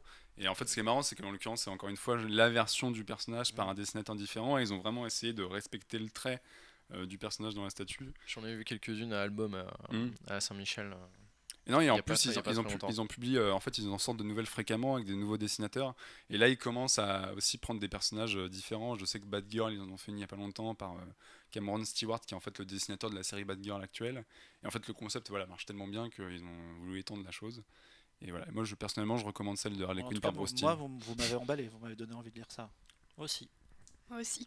Voilà, donc ça se compare un peu à un Sandman, je trouve, au niveau des histoires autour du personnage, est très courte. Et du coup, c'est bien parce que t'es pas obligé de te taper tout le bouquin, t'es pas accroché à lire. Tu peux t'en lire exactement tous les soirs avant de te coucher. Tu te fais 2-3 histoires, ouais, c'est pareil. Moi, c'est ce que j'ai fait. Tu te fais 2-3 histoires et puis quand tu commences à t'endormir, t'arrêtes et c'est nickel, quoi. Donc voilà. Et le deuxième tome, je crois, sort en septembre, si je dis pas de bêtises. Et donc il y en aura 3 en tout. Il me semblait avoir lu juin, mais peut-être. Je confonds peut-être avec quelque chose. Il me semblait que c'était mi-juin ou fin juin. Enfin, en même temps, ils ont un planning de publication qui est tellement colossal chez Urban que donc ça, oui, effectivement, ça devrait arriver assez vite. Donc voilà, suivez et n'hésitez pas à acheter pour 29 € sur Amazon Batman Black and White parce que c'est vraiment très très bien. Maintenant, on va passer à un domaine qui n'a absolument rien à voir, le domaine du jeu vidéo. On va partir à l'aventure avec Marc ou avec Nathan Drake, je ne sais plus. Ouais, j'ai peut-être un petit quelque chose de Nathan Drake, non? Vous trouvez pas? Nathan Drake et Barry White. Voilà, pour la grosse. Il y a pire comme comparaison quand même. Je prends ça bien. Ouais, Uncharted 4 qui est sorti le 10 mai dernier sur PlayStation 4. Alors, le fameux. C'est un petit peu limité puisque du coup, comme c'est une exclue PS4, c'est uniquement pour les gens qui sont de la team Sony qui pourront en profiter. Sachant que c'est un des jeux qui est quand même mis en avant en mode on va vendre des consoles rien qu'avec ce jeu, quoi. Il y a déjà des packs de consoles avec le jeu. On entend que ça depuis quelques temps là, quand même. C'est du matraquage là. Là c'est le 4e jeu de la série. Il y en a un 5e qui est sorti sur PS Vita. C'est une série qui avait démarré en 2007 avec 3 titres sur PS3 si je dis pas de conneries, ou PS2 la première peut-être. Non, PS3. PS3. Voilà. Et globalement, le personnage, c'est un mix entre Indiana Jones pour le côté recherche de trésors et je sais pas. Je crois qu'à la base, Un ils s'étaient espèce inspirés de- de Johnny Knoxville, mais qu'ils Un ont espèce totalement de perdu le truc. gentil voleur, beau gosse, un peu, qui enchaîne l'action, What the fuck. qui a une bonne conscience à la fin, mais qui n'hésite pas quand même à tabasser un peu des gens et à passer un peu au-dessus des lois pour obtenir des trésors. Et ça donne un super jeu. Moi, C'est un peu un Tomb Raider-like dans l'esprit. Ouais, je vais y venir. En fait, moi, j'avais démarré la série parce qu'ils ont réédité la trilogie de l'ancienne sur PS4 qui ça vient de ressortir. Ouais. Ça s'appelle Uncharted Collection. J'ai trouvé le premier jeu un peu chiant. Et en fait, parce que c'est très répétitif, le premier, c'est de la grimpe et tu grimpes sur des bâtiments, puis tu flingues des gens, puis tu grimpes sur des bâtiments, puis tu flingues des gens dans des décors qui sont un peu tout le temps les mêmes. Vis ma vie d'aventurier. Ouais, voilà, donc c'est un peu limité. Et en fait, plus ils avancent dans les jeux, plus ils développent l'histoire, plus ils développent la manière de raconter. Ils insèrent des flashbacks, ils insèrent. Ils jouent vraiment avec la temporalité. Et puis il y a de plus en plus de grosses scènes d'action bien bourrines, limite Fast and Furious dedans. Est-ce qu'il y a babouliné dans Uncharted? Alors il n'y a pas babouliné, mais alors dans le 3, il y a une scène où on est accroché à un avion à la Tom Cruise dans Mission Impossible Rogue Nation, et à la fin on est éjecté de l'avion avec des caisses qui sont suspendues, accrochées, et il faut remonter en vol pendant que l'avion avance. Enfin, c'est assez conséquent. Tu te dis, waouh, c'est infaisable au cinéma. C'est complètement irréaliste évidemment, hein, Tu mais sais, on s'en avec un fout, fond c'est vert, du on jeu peut vidéo. faire plein de choses. Mais c'est quand même super cool à jouer en plus. Parce que c'est très bien fait. Voilà, le personnage est très maniable. C'est c'est très cool. Et donc voilà, Uncharted 4. Alors, du coup, le troisième s'était terminé un peu en mode le mec prend sa retraite. Et puis on se doute que, en fait, non. Parce que là, il y a il y a un Parce personnage. que ça rapporte trop d'argent à Sony. Il y a un personnage qui revient de son passé et qui lui dit allez, viens avec moi, je te mets des coups de coude. Mais si, allez, on va repartir à l'aventure comme au bon vieux temps et ce sera cool. Et donc ils repartent. C'est un robot qui lui amène un truc, tout ça dans le désert. Voilà, et moi, alors, comme le jeu est sorti il y a quelques jours, moi j'ai pas eu le temps de jouer énormément de temps, mais j'ai bien aimé la narration. Tu commences par une grosse scène d'action bourrine. Puis tu enchaînes avec deux sortes de flashbacks dans l'enfance du personnage pour bien te montrer que ça a été dur, il a été vécu dans un orphelinat, tout ça. Et puis tu vas un peu plus loin dans son adolescence où il faisait des 400 coups avec son frère, etc. Puis tu raccroches les wagons et tu prends l'histoire en cours de route et c'était plutôt cool. Et ouais, tu parlais de Lara Croft. Ce qui est rigolo en fait, c'est que le Tomb Raider qui a été rebooté donc il y a 3 ans maintenant, Ouais, c'est ça, 2013. 2013. C'est beaucoup le reboot de Tomb Raider s'est inspiré de Uncharted où ils ont vraiment même pompé des trucs par moment clairement, et en fait celui-là repique des trucs à Tomb Raider, notamment dans l'utilisation de certains objets. Là pour le 4ème ils ont inséré un grappin. Lara Croft utilise un grappin, tu vois, ils se reprennent un peu des idées. Le jeu commence, bon là je pense que c'est un clin d'œil volontaire, le jeu commence sur une poursuite en bateau où ils foncent vers une île. Et le Tomb Raider de 2013, c'est un bateau qui échoue sur une île. Ouais. Et c'est la même île, où c'est le même, tu vois, la même idée derrière. Voilà.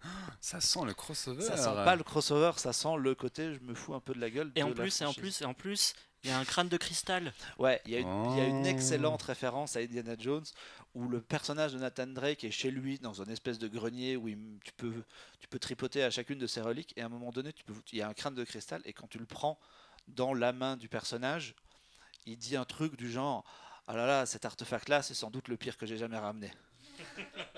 En même temps, crâne de cristal et Indiana Jones, personnellement, je ne sais pas de quoi tu parles. Voilà. Je ne connais pas. Donc c'est très cool. J'ai joué pas assez d'heures pour prolonger mon speech sur le récit, mais si vous avez une PS4, il y a plein de gens qui sont en train de dire que c'est potentiellement le jeu de l'année, et je pense qu'il n'y a pas de concurrence. Bah, c'est un des jeux les plus attendus en tout cas cette année. En tout cas, voilà, le début est vraiment génial, ce que j'en ai fait, moi je me suis vraiment régalé.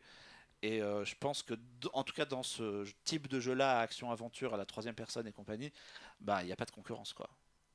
Donc voilà, donc achetez une PS4 si vous n'en avez pas. Achetez une PS4. Ou demandez à votre. Il y a des packs en plus, ou sinon empruntez des PS4. Demandez à votre bon copain de vous prêter sa PS4 avec Uncharted. Quand j'aurai fini le jeu, tu l'auras. Ah je finis le jeu d'abord. Voilà, on fera tourner, on fera des soirées Uncharted. Et on va continuer dans le jeu vidéo avec un truc auquel on est plusieurs à avoir joué, puisqu'il s'agit de Overwatch. Alors pour ceux qui ne savent pas ce que c'est Overwatch, c'est un mini-événement aussi, c'est pas de l'ampleur d'Uncharted, mais c'est assez important, puisque c'est le nouveau jeu de Blizzard, les développeurs de Warcraft, de Starcraft, de Diablo. Voilà, des gens qui ont fait passer plein de nuits blanches à des Coréens et à d'autres gens. Et ils changent un petit peu de registre puisqu'ils arrêtent de jouer à des RTS, des jeux de stratégie et des meuporg, comme on dit sur France 2, et ils s'attaquent au FPS, le jeu de shoot. Alors Overwatch, le principe c'est tout con, c'est des arènes ouvertes avec un peu labyrinthique, avec plein de couloirs et tout, avec 2 équipes de 6 contre 6. Et en fait, ce qui est intéressant, c'est qu'il y a des classes. Tout le monde ne joue pas le même personnage. Il y a des classes offensives, des classes défensives, des classes de soutien. Vous pouvez être aussi bien un archer qui grimpe au mur et qui peut mettre des one-shots avec son arc, un ninja qui balance des shurikens et qui se bat au sabre. Vous pouvez être un cow-boy, vous pouvez être une gamine japonaise complètement kawaii avec un espèce d'énorme mecha en forme de lapin. Et en fait, voilà, c'est des espèces de map à objectif où il y a soit un point à prendre, soit un truc à défendre, etc. Et donc l'objectif affiché de Blizzard, c'est encore une fois d'imposer ce jeu-là sur la scène multijoueur en ligne sur le net. En compétition, ils veulent en faire un truc qui va vraiment être joué dans les coupes électroniques, etc. en e-sport. Le jeu ressemble beaucoup à un autre truc qui s'appelle Team Fortress 2 qui est gratuit lui, donc commencez par jouer à Team Fortress 2, après peut-être voyez Overwatch. Mais je suis pas le seul à avoir joué à Overwatch, donc je vais demander à toi Alexandre, qu'est-ce que tu en as pensé? Parce que oui, je précise, le jeu était en bêta ouverte il y a pas longtemps, donc tout le monde pouvait jouer. J'ai joué un petit peu, j'ai joué 2-3 heures. Et ça a l'air de t'avoir enchanté. J'ai trouvé ça assez rigolo, mais déjà j'ai trouvé ça que c'était hyper répétitif. Oui, c'est du shoot quoi. Et ça... ensuite... T'as pas trouvé que justement le fait que la jouabilité change à chaque classe, si, ça j'ai trouvé ça renouvelle le trop truc cool. Justement la petite kawaii avec son gros mecha en forme de lapin, j'ai trouvé ça génial. De toute façon dès qu'il y a un lapin, toi t'es là. Exactement, et encore plus un mecha. Mais après globalement j'ai trouvé c'était un FPS classique comme il peut y en avoir déjà 15 quoi. Donc t'es pas très emballé. Ça m'a pas emballé plus que ça. Et le côté T'as pas trouvé ça mignon? Enfin, chatoyant, rigolo, cartoon, joli. En fait, ce qui m'a aussi dérangé, c'est chatoyant. Chatoyant. C'est vraiment chatoyant. que Je te dis, t'as un lapin rose méca. C'est pas plus chatoyant que ça quand même. quelques heures avant, j'avais fait une petite partie de The Division. On en avait parlé au dernier numéro. Dans Ouais, la c'est Dark Zone répétitif aussi. avec des gens. Oui, mais là j'avais un vrai côté entraide avec les gens. Alors que là, pas du tout. Bah, c'est vrai que c'est la grande limite de ce genre de jeu en fait. C'est les limites de l'arène en fait, tout simplement. C'est juste Bah, elles sont assez grandes, mais en fait, là où l'un des trucs qui est intéressant dans la jouabilité, c'est que comme tu as différentes classes, en fait, le but, tu peux changer de classe en cours de partie, hein, t'es pas restreint à ce que tu as choisi au début, mais c'est un peu de trouver en fait la combinaison dans ton équipe qui va pouvoir contrer celle d'en face. Bon, après, effectivement, si tu joues avec 5 mecs qui savent pas jouer et qui sont débiles, tu feras rien. Mais il y a un peu un aspect stratégique là-dessus, en mode. On se fait attaquer, on en prend plein la tronche, donc on va prendre un gros bourrin avec un bouclier, puis derrière on va mettre un mec qui peut le soigner, voilà. Enfin, il y a des trucs comme ça, et effectivement, en fait, il faut jouer vraiment avec tes coéquipiers, parce que si tu vas tout seul comme un con, bah, tu vas te prendre 6K dans la tronche et tu vas faire 2 secondes, quoi. Donc voilà, c'est un jeu. Moi, je vous avoue, j'avais un peu peur en fait quand j'avais vu toutes les vidéos, et j'en ai parlé avec pas mal de potes qui m'ont dit la même chose, qui en fait, quand tu regardes les vidéos du jeu, ça a l'air très bizarre parce que les personnages sont totalement tarés, ils ont aucun rapport les uns les autres. En attaque, tu peux avoir un espèce de spectre qui peut carrément devenir un fantôme avec un cow-boy sorti d'un western et un ninja qui balance des shurikens, donc il y a tout et n'importe quoi. Et en fait, en jouant, c'est hyper fun. Il y a vraiment le truc, et bon, Blizzard, ils sont quand même réputés pour faire des jeux extrêmement soignés, ils prennent leur temps, ils s'en foutent des deadlines, ils sortent le jeu quand c'est fini. Là, en l'occurrence, il y a encore ce soin-là qui est appliqué. Est-ce que ça va marcher parce que c'est un FPS PC mais qui a aussi été développé pour les consoles, donc il y a déjà des mecs sur PC qui disent ah non c'est pas possible, faut jouer avec un pad et tout, donc j'en fais un petit peu partie moi-même, mais je ne suis pas non plus extrémiste. Ça faisait vachement réaliste quand tu l'as dit là. On a reconnu le truc là. C'est mon jumeau maléfique qui a parlé, tu vois. Mais et voilà, est-ce que le pari va prendre? En tout cas c'est parti pour, parce que la bêta donc, qui était la semaine dernière, qui a duré 5 jours, a enregistré je crois plus de 9 millions de participants, ce qui est colossal. Les gars ont explosé tous les records, ça a fait plus que celle de Star Wars Battlefront récemment par exemple. Donc le jeu est quand même parti pour faire un carton, vous pourrez l'acheter, vous ne serez pas tout seul sur les serveurs, il y aura des gens avec qui jouer, mais voilà, ça s'annonce assez intéressant, à voir comment est-ce que le jeu va être suivi, parce que c'est aussi toujours la grande question que ces jeux là. Après comme tu dis, j'ai vraiment l'impression qu'ils ont sorti ça aussi pour faire du e-sport quoi. Ouais, c'est vraiment l'esprit compétitif, et en même temps c'est pas un peu ce qui marche en ce moment sur PC. le gouvernement français vient d'approuver l'e-sport. Et Julien Lepers c'est coach. Et Julien Lepers c'est coach d'une équipe de e-sport, c'est vrai. Exactement. Bon, bah, si Julien Lepers c'est coach, je pense que je dis oui. Donc voilà, ça sort à la fin du mois, je crois que ça coûte 39 €, ce qui est pas très très cher pour un jeu comme ça. Et ma foi, c'est fort sympathique. Et en parlant de sympathique, encore une fois, une autre transition capillotractée. On va aller dans un autre monde chatoyant, un monde plein de couleurs vives, un monde féerique même, j'ai envie de dire. Marseille. Tu vas nous parler d'eux. Alors, il faut quand même savoir que, Est-ce que tu proposes un Jean-Victor, en introduisant mon sujet, m'a quand même regardé avec un air malicieux un peu flippant. Mais non, mais je suis fasciné, petits je yeux suis qui fasciné. Je suis pas le seul en plus. Et donc, voilà. Alors, je pense qu'il faut Est-ce replacer. que tu peux nous chanter la chanson parce qu'on sait toujours pas de quoi on Non, parle. mais- du coup. non, je peux pas. Replace dans le contexte. Non, oui, il faut replacer un Replace le contexte, co- un contexte. premier Vas-y. contexte, un Premier tout premier contexte. contexte. Il faut savoir que Marc m'a contacté il y a quelques semaines pour savoir si je voulais faire partie de ce premier épisode officiel et tout. J'ai fait oui, pas de souci. Et quand je lui ai demandé de quel sujet on pouvait parler, il m'a fait mais tu prends ce que tu veux, de l'animation obscure, même des Barbie si tu veux. Donc voilà, là je lâche un peu Tu le. lâches Là le- je pose la le truc bombe, sur voilà. la table, là, voilà. Donc Mais je mon sujet. connais tes Donc tu passions, vas parler c'est- d'animation obscure. Voilà, je vais. En même temps. C'est vrai. Ça reste de l'animation pure. Donc, voilà, mon deuxième sujet du jour sera donc un film Barbie. T'as dit Oh. Barbie, moi j'ai pris ça comme un défi, tu vois. Donc, Ouais, mais je sais que tu es amateur.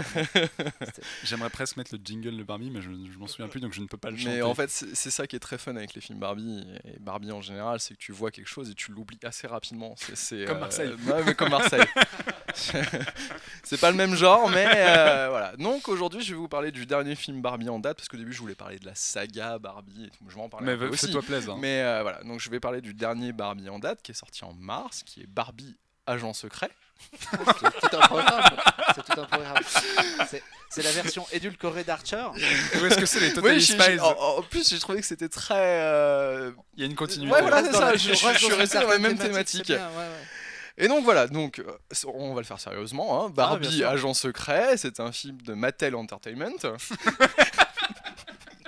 Réalisé par Conrad Enten. Qui a passé sa vie chez Barbie. Il a fait que des Barbie. Il a fait de l'animation chez Barbie. Il a fait d'autres choses que des Barbie ou pas? Il a fait un petit téléfilm qui n'avait rien à voir, mais tu sentais que c'était au milieu de sa filmographie et qu'il s'était perdu parce qu'il est revenu très rapidement. Et donc il a fait de l'animation, il a été directeur de l'animation sur le film Barbie, et il en a réalisé 3 que j'ai noté quand même. Lilliputian et Mariposa qui doivent parler à Océane. Ah Parce non, que même pas. C'est même trop- pas, c'est encore trop, c'est trop tard pour toi. Ouais, Ah, trop tard. ouais, moi je les ai vus, ils sont pas terribles. Je l'annonce. Et C'est quoi donc, les autres hein, C'est quoi les autres Ah, c'est ceux-là les deux les deux, c'est Lilliputian et Mariposa Ah, je crois que qui c'était un seul film. font partie de leur arc sur les faits. Parce qu'ils ont un arc sur les J'ai faits. vu les premiers sur les Barbie. Il y a faits. des par arcs contre. narratifs Barbie aussi. Cinematic Universe. Ouais. quoi. Bah, c'est Fairytopia le premier sur les faits. Et voilà, Fairytopia. Tu sais, on a l'impression de parler d'espèce de culture underground. Ah non, totale, mais c'est une c'est. secte. Oui, non, mais on en parlait tout à l'heure en préambule du podcast avant qu'on le lance, mais je faisais une comparaison encore foireuse, comme d'habitude, Mais non. avec le Marvel Cinematic Universe. Mais il faut savoir que Barbie a ses propres phases. On en est d'ailleurs, ce film, Barbie Agent Secret, est le premier de la 4e génération quand même. Il faut savoir. Phase Après 4. Barbie Civil War. Exactement, mais des fois c'est un peu ça dans Oh. certaines histoires. Et donc Barbie Agent Secret, Agent Secret, pardon, ça parle de quoi? Alors, On se le demande. c'est Barbie avec 2 de ses amies qui sont championnes de gym et qui se font recruter par la tante d'une des 2 amies de Barbie parce Par le qu'elles ont des capacités physiques extraordinaires et qu'une voleuse de diamants sévit en ce moment dans la ville et elle est championne de gym elle aussi. Donc du coup la tante qui est en fait, on nous la présente comme une vieille tante grabataire qui fait du tricot et qui regarde ses séries, est en fait directrice d'une agence de services secrets Ça tombe drôlement bien. exceptionnelle, qui passe d'un accent américain à un accent anglais quand elle parle, un Comme peu dans ma ma jumelle, voilà. Le lien avec Marseille on l'a. Moi j'ai vu ce truc là dans la bande annonce parce que le seul truc que j'ai vu c'est la bande annonce. Et On il y a un mettra en plan lien. où on voit une vieille dame et puis pouf par magie elle rajeunit et elle devient Nick Exactement, Fury. c'est la magie de Spoiler. Barbie. Ah. Spoiler. C'est une thématique assez récurrente, la vieille dame qui est de la famille ou qui est dans les proches et qui est en une fait a une grouillotte double de vie. base Ouais. et qui est en fait quelqu'un de très important. Et c'est souvent une directrice d'agent secret. Très bien. Voilà, donc Mais c'est vous ne verrez plus jamais votre grand-mère de la même manière après avoir vu ce film. Et donc, elles deviennent agent secret pour aller combattre la voleuse, parce que la voleuse, elle vole des espèces de diamants gemmes qui, une fois réunis tous ensemble, peut Forme créer le gant de l'infini. ouais, et c'est presque ça. C'est créer une arme magnétique qui peut tout défoncer partout. Et Oh là là. là, Là, attention, c'est Thanos. c'est dangereux. Et donc le film, Est-ce qu'il y a Nick Fury dans une scène post-générique à un moment? je t'avoue que je n'ai pas regardé le générique en entier, c'était très difficile pour moi. Et voilà. Donc le film, c'est comme absolument tous les autres films Barbie, on est sur un même schéma. C'est-à-dire Barbie n'a rien à faire dans l'histoire et puis on la met dans l'histoire et du coup elle galère parce que voilà. Parce qu'il faut que ça soit rigolo un peu. Mais c'est un film de super-héros, c'est pareil, hein. On a l'apprentissage des pouvoirs au début, on a l'entraînement, et puis à un moment on rencontre le méchant, on n'y arrive pas, oh là là je vais m'entraîner, et puis hop, on finit par réussir. Sauf que là, à la différence Spoiler. d'un... Oui, bon, de toute façon personne va le regarder, soyons francs. Tu m'as donné envie, hein. Et c'est juste que là, contrairement à des films de super-héros ou même des mangas ou de style shonen où parfois ils en chient, ils en prennent plein la tronche et tout, là, comment dire, Barbie y arrive parce que sa tante a dit non mais fais-le avec ton cœur et ça marchera quoi. Tu as l'air de le vivre Ah ouais, en pleinement. plus, Et, il me regarde droit dans les yeux quand il le dit. Là, je suis dedans, quoi. Mais c'est parce que tu m'as regardé avec un air bizarre. Mais non. Et donc voilà, donc le film n'est pas bien. Spoiler. Mais c'est j'en ai regardé beaucoup, soyons francs. Mais c'est la question que j'allais te poser. Oui. Pourquoi tu regardes ces films si tu sais que c'est pas bien? À la base, Qu'est-ce en qui fait, te fascine chez Barbie? j'ai toujours dit que pour connaître le bon, Il faut voir le mauvais. Il faut connaître le mauvais. C'est Voilà, vrai. donc du Tout à coup, fait le vrai. problème c'est que normalement t'es censé en faire un petit peu, et Là, t'en as fait vingt. avec quelques potes, on est parti sur un délire là-dessus, et donc on en regarde quand même beaucoup. Mais c'est toujours très intéressant parce que c'est au final, comme ils font à chaque fois la même chose, mais retranscrit dans des histoires différentes qui sont entièrement pompées sur des auteurs de littérature classique. C'est-à-dire qu'on va pouvoir retrouver du Scrooge comme un que j'ai vu récemment, où on va avoir des Trois Mousquetaires, on va avoir Le lac des cygnes. le lac des Cygnes, Casse-noisette, exactement. Réponse. Exactement, Je on connais va pas avoir du trop. Shakespeare, on va avoir...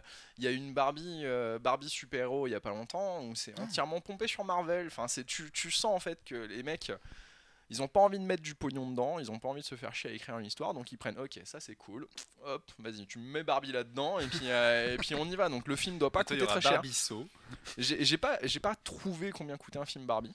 Oui, parce qu'on en a pas parlé, mais c'est moche. C'est très moche. Mais c'est justement là où c'est intéressant, c'est que chaque phase, chaque génération, tu sens qu'ils poussent le concept jusqu'au bout et qu'à un moment on arrive vraiment à la limite de l'époque, enfin la limite supportable de l'époque. Il faut savoir que Barbie Agent Secret est moche, mais est beaucoup moins moche que ceux de la troisième et de la deuxième et surtout de la première génération. Mais qu'ils ont quand même, pour un film sorti en 2016, facile 15 ans de retard sur n'importe quel studio d'animation mineur, on va dire. Je te parle même pas d'un DreamWorks ou un Pixar ou tout ça. Je fais non. Dire que les premiers films Blue Sky qui étaient déjà en retard par rapport à d'autres, c'était plus beau à l'époque. C'est la Par rapport à- Joconde par rapport à Barbie. Ouais, je mais sais pas. c'est voilà. Mais c'est toujours intéressant. Là, en plus, maintenant, ils font des efforts. Parce qu'avant, les films Barbie, c'était toujours des copier-coller. Tu prenais un personnage, tu voulais faire des personnages secondaires, tu prenais le personnage principal, tu lui changeais la couleur des cheveux et hop, t'avais ton personnage secondaire. Mais Fairytopia, c'était- c'est vraiment hardcore à ce mais sujet, oui, d'ailleurs. oh là là, le bal des 12 princesses où Oui. t'as Ah oui, Barbie, oui, totalement oui. Mais oui, mais c'est horrible. tu prends Barbie et en fait Elles il y a, sont il y a toutes quatre méconnaissables. générations, il y a Oui. 4 générations de Barbie et ses sœurs et en fait c'est à chaque fois, mais elles sont 12 quoi. Elles sont Et il y en a 3 de chaque génération et les 3 c'est à chaque fois les mêmes. Hop, hop, hop, Mais en tu fait, on a changes. l'impression que c'est un bad trip ton truc. Mais Enfin, la honnêtement, façon dont tu décrivais ça, bourré entre potes, c'est mais c'est vrai, c'est c'est vrai. assez exceptionnel. Mais Pas sobre. est-ce que les histoires se suivent? Certaines oui, comme je disais, il y avait des arcs, comme l'arc des fées. Par exemple, on a des suites. Oui. Et certaines font référence à d'autres films, mais globalement sur ceux de la dernière génération, pas trop. Ils essayent de moderniser et faire des histoires dans l'air du temps, comme avec les super-héros, les agents secrets, etc. Moi j'ai une vraie question, sérieuse. Vas-y. Vraiment. Je suis une fille ou même un garçon d'ailleurs, j'ai 4-5 ans, je suis client Barbie. Est-ce que ça a un quelconque intérêt même pour les gamins? Ou est-ce que c'est vraiment nul au point que tu peux pas foutre ton mioche devant? Alors, je dirais que pour les plus vieux, pas tellement. Les nouveaux, ils font un effort sur l'histoire. Et ils font un effort sur les rebondissements. C'est moins prévisible que Marseille, par exemple. J'annonce, je le pose sur la table, je le dis comme ça, le dernier Barbie agent secret, il y a des petits rebondissements que je n'attendais pas.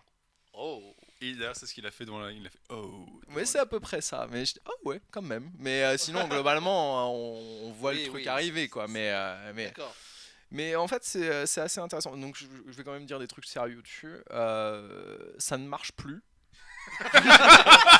Comme Marseille. Ça ne marche plus financièrement. C'est-à-dire qu'à une époque, donc c'est que des directs ou vidéo, bien sûr. Ouais. Il y a une dizaine d'années, ils faisaient quand même jusqu'à 20 millions de dollars sur des ventes vidéo là-dessus. Pour des films. Ce qui est pas déconnant en Ce qui fait. est pas- Non, c'est pas mal, ouais. c'est Quand tu penses pas qu'un mal. DC, genre un Batman en Blu-ray, un truc comme ça fait 5 millions à peu près. C'est du chiffre. Bah, par exemple, jusqu'à 2012, ils faisaient encore entre 10 et 20 millions de recettes sur de la Ouais. vente vidéo. Et là, ils sont clairement à la peine. C'est limite si on divise pas par deux les recettes chaque année.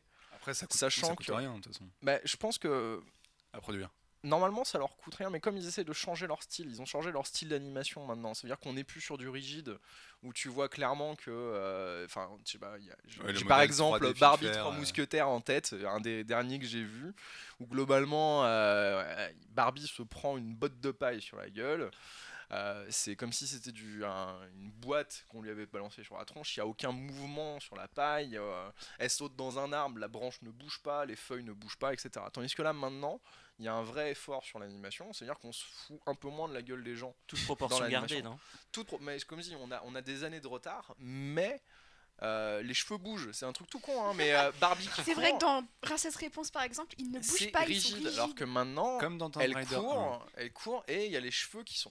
On parle pas de réponse, tu vois. On parle pas de réponse de Disney ou qui a un travail sur les cheveux extraordinaire, mais ça bouge un peu. Ce qui, mine de rien, Pas dans trop, le pas monde de trop. Barbie, c'est une révolution pour de vrai. Il y a de vrais décors. Là, par exemple, dans Barbie Agent Secret, il y a un vrai travail de background que j'ai trouvé, même sur les plus récents, que j'ai trouvé d'ailleurs des fois plus travaillé que sur certains films d'animation récents, où tu vois qu'ils ont eu des problèmes de production, des coupures de budget, et qu'ils ont clairement, au hasard, la Reine des Neiges dans le château qui est vide à l'intérieur.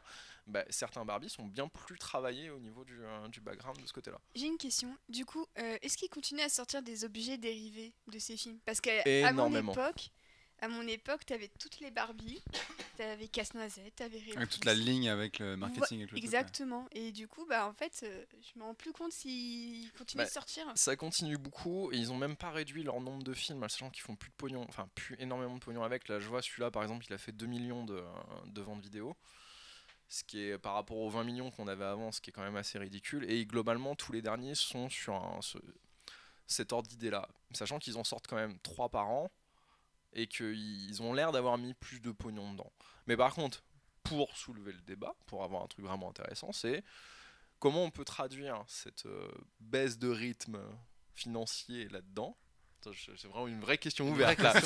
Non, mais c'est bien, on parle de Comment, toi, très comment ils sérieux. en arrivent là-dedans, et Pourquoi j'y Barbie réfléchissais fait la un crise peu, et je me disais que peut-être on arrivait sur une Barbie, c'est un personnage qui est vieux et qui est maintenant fortement en concurrence au niveau du jouet.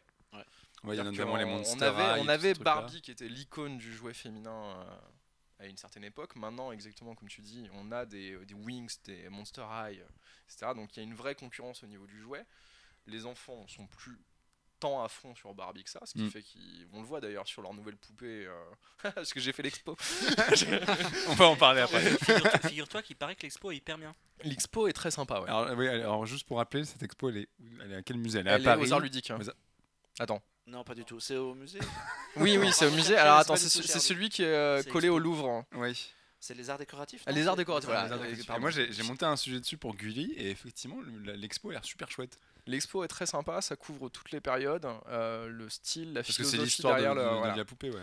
Il y a la philosophie derrière la poupée Barbie, et ce qu'ils font à chaque fois pour comment dire, chaque fois qu'ils arrivent à un blocage au niveau de bon, on fait plus de thunes, qu'est-ce qu'on peut faire Comment pour ils réinventent améliorer, le voilà. machin, ouais. Comment est-ce qu'on peut faire pour améliorer, et là maintenant leur nouvelle tactique, c'est de faire des poupées Barbie qui sont plus réalistes. On va garder la Barbie avec les proportions pas réalistes pour une femme, mais on va avoir une Barbie un peu plus forte, une Barbie typée de couleur, mais pas typée du genre on a pris la même et on l'a mis avec une peau.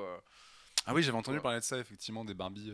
Mais maintenant on a de vrais avec des proportions des Barbie différentes, métis, on a une Barbie latino, on a une Barbie black, enfin c'est et avec des physiques très différents ils sont démarqués. Et mine de rien, je trouve ça intéressant comme angle d'attaque. Ouais, après à savoir est-ce que ça se vend, mais. L'avenir nous le dira. Oui. Et, Donc n'hésitez pas, hein, juste est-ce pour que- l'anniversaire de David, il faut lui offrir des Barbie. est-ce que dans les films, il y a Ken aussi? Alors, très régulièrement, il y a Ken, et il s'appelle pas souvent Ken, comme Barbie ne s'appelle pas souvent Ok. Barbie. Voilà, Mais il y a toujours un Ken, et sur les nouveaux, c'est ça aussi un des trucs que je trouve intéressant. En fait, à partir de la 3e génération, ça devient vraiment intéressant de voir l'angle qu'ils ont pris sur leur film. C'est qu'il y a toujours une histoire d'amour. Le personnage masculin n'est jamais fort. C'est toujours Barbie qui est forte, avec ses amies qui sont fortes.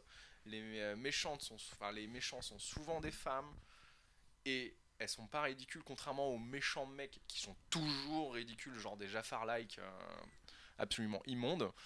Mais à chaque fois, il y a toujours un message intéressant derrière, et il y a potentiellement toujours une intrigue amoureuse, mais qui est vraiment ultra secondaire par rapport à l'histoire. Et surtout, globalement, ils servent pas toujours à grand chose, les mecs à l'intérieur. Eh ben, Les tu sais Ken, quoi ouais. Tu m'as donné presque envie de voir Barbie Agent Secret. Je pourrais. C'est pas le pire.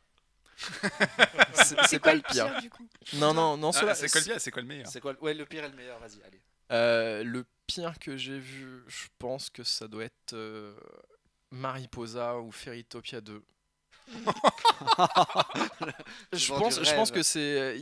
Il y en a un avec des espèces de petites fées qui essayent d'empêcher l'urbanisation d'un parc. Et elles attaquent des. Mais un peu comme ils avaient fait dans. Dans quoi? Dans Rio 2, je crois.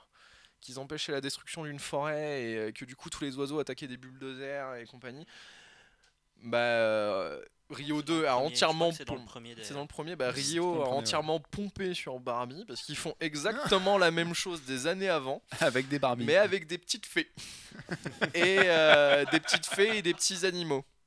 Pareil. Et donc le meilleur Ton Et préféré le Allez. meilleur. Fairytopia 3. Non, l'arc des fées est vraiment ignoble. Je le conseille à personne.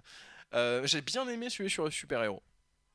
Où elle se fait mordre Par une araignée. par un papillon. Bah oui, je les connais.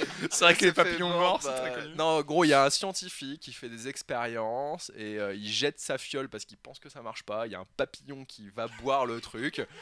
Et il vient voir Barbie qui chope les pouvoirs. Et ce qui est très fun, c'est que contrairement à un Spider-Man, tout le monde chope les pouvoirs. Tu sais, c'est Oprah, tu vois. C'est allez, you get the power, you get the power. Et quand je dis tout le monde, c'est tout le monde. C'est-à-dire la gentille, la pote de la gentille, la rivale de la gentille, le chat de la gentille, le chien de la gentille. Il y a un chat papillon, Il y a un chat. Non, ils volent. j'achète. Et ils attaquent avec. C'est bon. Ils balancent des boules de paillettes. Je sais ce que je regarde ce soir. C'est fabuleux. Non, franchement, il est fabuleux celui-là. Et le méchant finit par choper les pouvoirs et du coup il envoie des paillettes vertes, pas comme des paillettes roses comme Barbie. Et le crapaud, parce que le méchant a un crapaud de compagnie, chope des pouvoirs et du coup on a un duel humain contre humain et après animaux contre animaux. Enfin, parce qu'il y a toujours des animaux dans Barbie.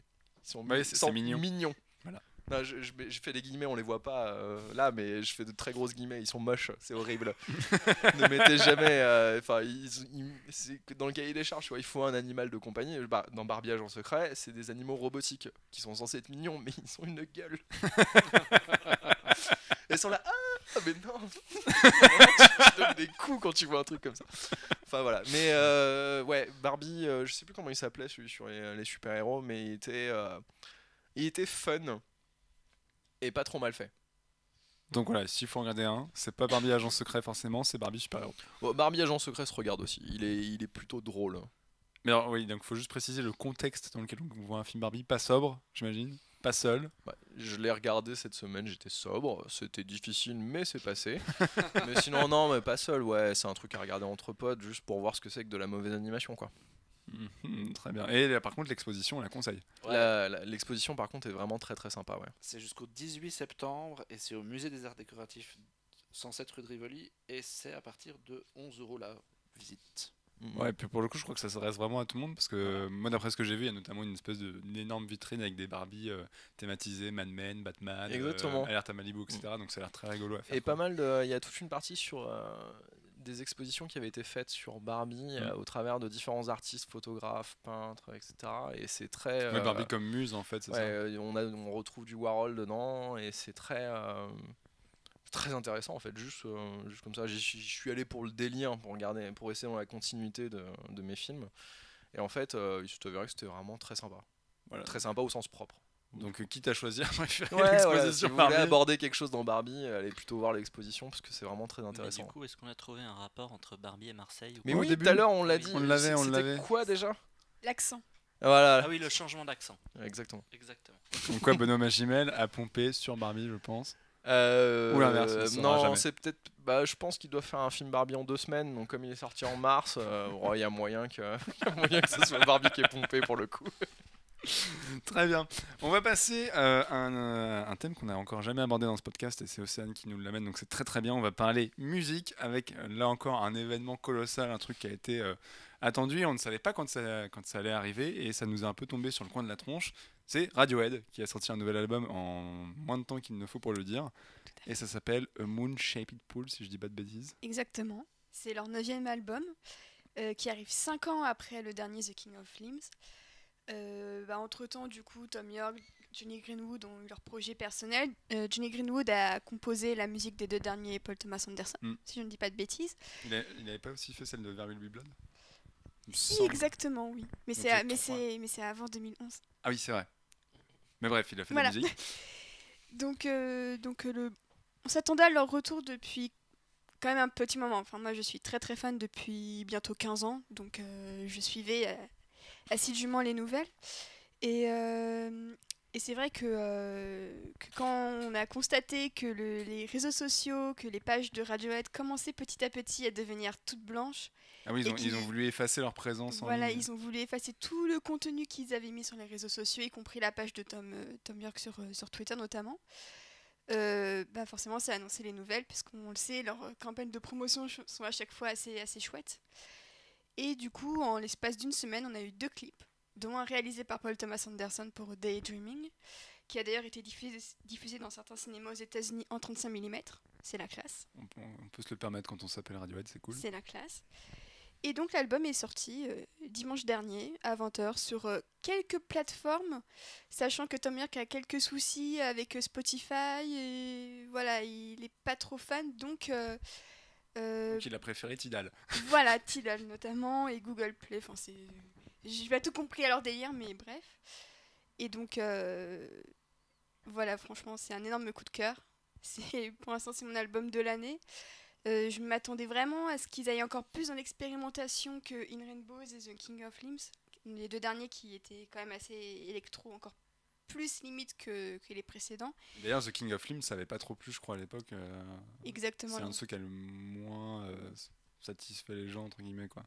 Après, voilà, il y a beaucoup de choses que j'aime sur cet album, mais c'est vrai que là, ce 9e album est vraiment à la hauteur. Ils reviennent à des fondamentaux, ils reviennent à une sorte de simplicité qui leur faisait défaut, même si c'était pas un souci pour moi pour leurs précédents albums. Et ce que j'ai trouvé très intéressant, c'est que sur cet album, la dernière chanson de l'album, donc True Love Waits, elle a été composée il y a 21 ans. Elle avait déjà été jouée en concert, non? Voilà, il ne l'a jouée qu'en concert à de rares représentations. Et du coup, cette fois, elle a été retravaillée pour être sur l'album. Et j'aime beaucoup il me semble qu'il y a une autre chanson aussi de l'album, je crois, c'est Burn the Witch. La première, ouais. Voilà, qui a également été composée il y a un paquet d'années. Et je trouve que cet album est très intéressant sur la manière dont ils se réapproprient leurs propres chansons qu'ils ont écrites il y a 20 ans. Ouais, un peu comme un groupe peut faire évoluer une chanson en concert, eux ils ont décidé de faire ça pour le disque. Ouais. Voilà, et je trouve ça très intéressant parce que là, j'ai lu ça dans un article, c'est une question de contexte quand on le sait, mais Thom Yorke et sa compagne se sont séparés il y a quelques mois. Donc quand on sait que c'est True Love Waits qui termine l'album, tout de suite la chanson elle a un autre contexte et forcément ça a une portée encore plus forte. C'est pas seulement un cadeau pour les fans, mais je pense que c'est aussi une manière pour eux de boucler la boucle. Et voilà, je trouve ça vraiment très touchant parce qu'en soi ça récompense aussi la patience des fans qui ont guetté True Love Waits sur n'importe quel album. Et il y a cette notion de récompense pour les fans, de remerciement que je trouve très touchante et qui contribue à la qualité de l'album. Non, puis en plus, moi je l'ai écouté une seule fois, mais en fait, ce que j'ai bien aimé, c'est les instruments qui sont utilisés parce qu'on n'est pas du tout dans le schéma du groupe de rock classique, batterie, basse, machin. Ouais. Notamment pour Burn the Witch, la première, je crois que c'est des violons en fond, etc. Ouais. Et t'as un vrai travail en fait d'orchestration. Après, moi je l'ai écouté une fois, j'aime bien le début de l'album, mais bon, en même temps, je l'ai écouté dans les transports en commun, j'étais pas non plus très concentré. Je trouve que ça perd un petit peu peut-être sur la suite, mais je suis pas le plus grand spécialiste de Radiohead au monde non plus, donc, et puis je l'ai écouté qu'une seule fois. Mais voilà, il faut juste préciser par contre que ce n'est pas du tout l'ambiance de Barbie. On est dans quelque chose de radicalement différent. C'est peut-être intéressant que la bande son à Barbie soit faite par Radiohead. Ça pourrait rendre le truc encore plus what the fuck. Ça pourrait être drôle. Faudrait quand même pas gâcher un film Barbie comme ça. Il y a un certain cadre à respecter. Non, mais tu peux pas jurer non plus. Mais donc ouais, en termes d'ambiance, c'est un peu fantomatique, enfin pas nostalgique, mais mélancolique et ouais, fantomatique, peut-être. Ouais, on sent que c'est la fin d'une ère, peut-être le début d'une nouvelle, mais en soi, si ça devait être le dernier album de Radiohead, ce serait un très beau point de conclusion. On va pas leur souhaiter ça quand même. Moi, je veux d'autres albums parce que clairement. On a perdu trop de bons artistes récemment pour souhaiter ça quand même. Puis même Thom Yorke, on sent qu'il a un regain de productivité qui est assez phénoménal à 50 ans, parce qu'on voit d'autres groupes anglais qui ont commencé à la même époque que Radiohead et qui se vautrent totalement aujourd'hui. Je ne dirais pas non. Ah si, ça balance. Name dropping. Quand tu entends l'an dernier les derniers Muse et Coldplay, tu te dis que voilà. En même temps, Muse, ça n'a jamais commencé. Alors, je rejoins Alexandre là-dessus. Muse, depuis 15 ans, ne fait plus rien d'acceptable. Coldplay, ils ont fait un album bien. Non, d'autres. Non, il y a eu des choses bien avec Coldplay, mais on est d'accord, c'est un groupe mort. Ouais, mais c'est marrant parce que ce sont 3 groupes anglais. C'est vrai qu'ils ont commencé un peu avant. Ouais. Ils ont commencé au même moment et c'est intéressant de voir que c'est la trajectoire du groupe le plus irrégulier en matière de sortie d'album qui au final s'en sort le mieux. Et en fin de compte, voilà, c'est la preuve que Radiohead est décidément un des plus grands groupes en activité. Et merci pour cet album. Mais Moon Shaped Pool, donc on rappelle que ça vient de sortir. Alors il est pas encore dans les bacs. Il me semble que ce sera en juin et il y a tout un tas d'éditions collector, vinyle, la totale qu'on peut commander sur leur site. Avec un coffret grosse boîte pour Alexandre qui adore les coffrets grosse boîte. Mais donc voilà, et donc effectivement il est déjà en écoute sur plusieurs systèmes de streaming, sauf le principal Spotify, c'est quand même très con. Apparemment ils sont en train de négocier, mais... Sachant que je crois qu'il y a Burn the Witch sur Spotify, si j'ai bien vu. Parce que c'était le single et ils ont réussi à choper le single avant la sortie de l'album, évidemment. Ça je sais pas, mais je sais que Thom Yorke disait qu'en gros Spotify c'était le P d'un corps mort ou je ne sais quelle bêtise. Il a un beau sens de la formule, donc à voir pour Spotify. Bon, quand tu dis ça mais qu'après t'es sur Tidal, c'est quand même que t'es un petit peu vendu, c'est triste. Oui, mais c'est très paradoxal, c'est un discours promo. Kanye West a aligné le chèque, je pense. Mais... Et donc il y a une tournée aussi cet été, j'imagine. Oui, ils font plusieurs festivals, ils passent en France 2 soirs de suite au Zénith, il me semble, en juin, mais fin mai ou juin, dans ces eaux-là. Donc voilà, si vous aimez Radiohead, vous allez pouvoir kiffer, et si vous n'aimez pas ou si vous ne connaissez pas, c'est l'occasion de s'y remettre.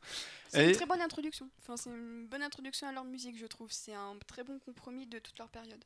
Voilà, faut juste réussir à trouver l'album. C'est un peu le défi. Et après, voilà, ce sera bon. Moi, si sur Google Play, ça va quand même.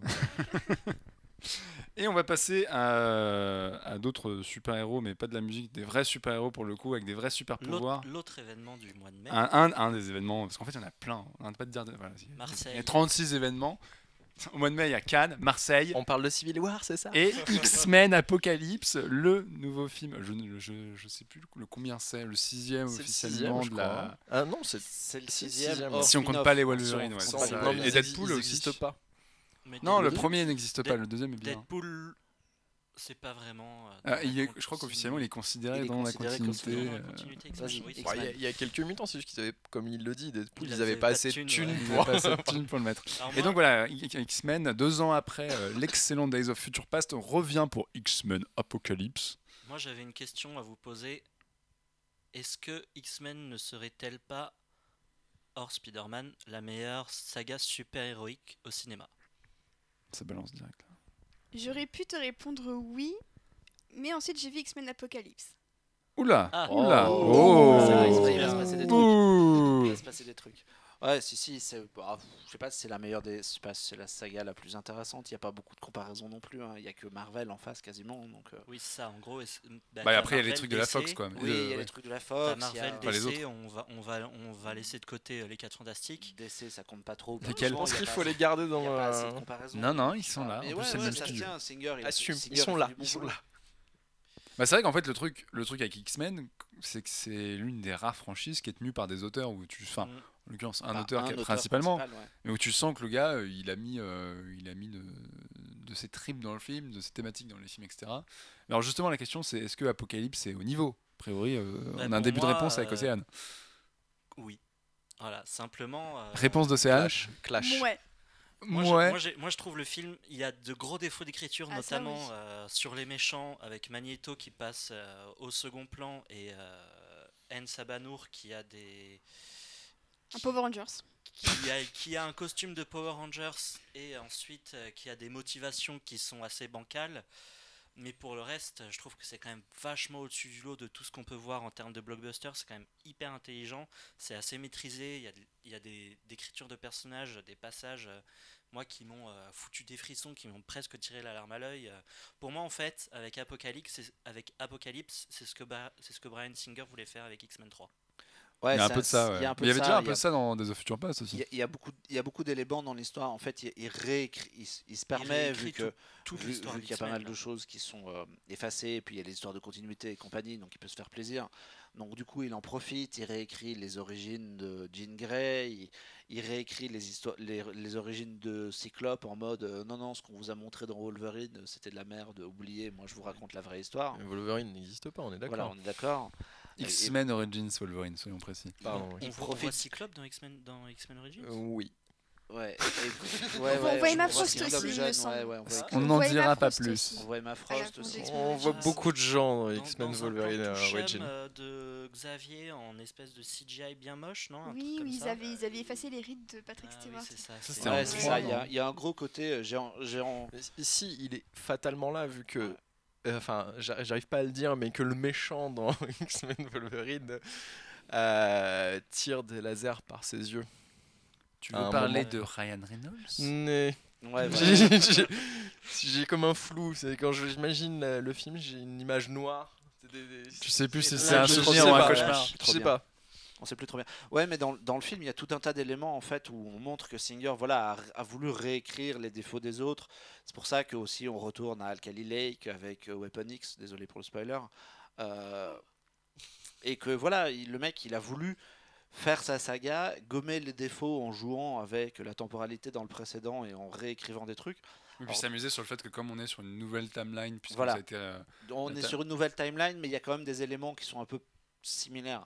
Alors il y a des gens qui verront peut-être un espèce de best-of où il y a un peu de ça, effectivement il y a un petit peu côté de ça qu'on voit dans des cages, qu'on retrouve aussi, des choses comme ça. Mais moi je trouve que ça fonctionne en fait, donc du coup c'est pas très grave. C'est pas beaucoup très de grave parce fanservice que quand même. Hein. Je trouve que moi, c'est un des trucs qui m'a en fait étonné. J'aime bien le film, je suis pas un fan absolu du film, alors qu'à la base j'adore les X-Men, mais c'est vrai que j'ai trouvé que ce film-là, plus que n'importe quel autre film X-Men, succombait en fait à du fanservice, mais totalement gratos par moment, quoi.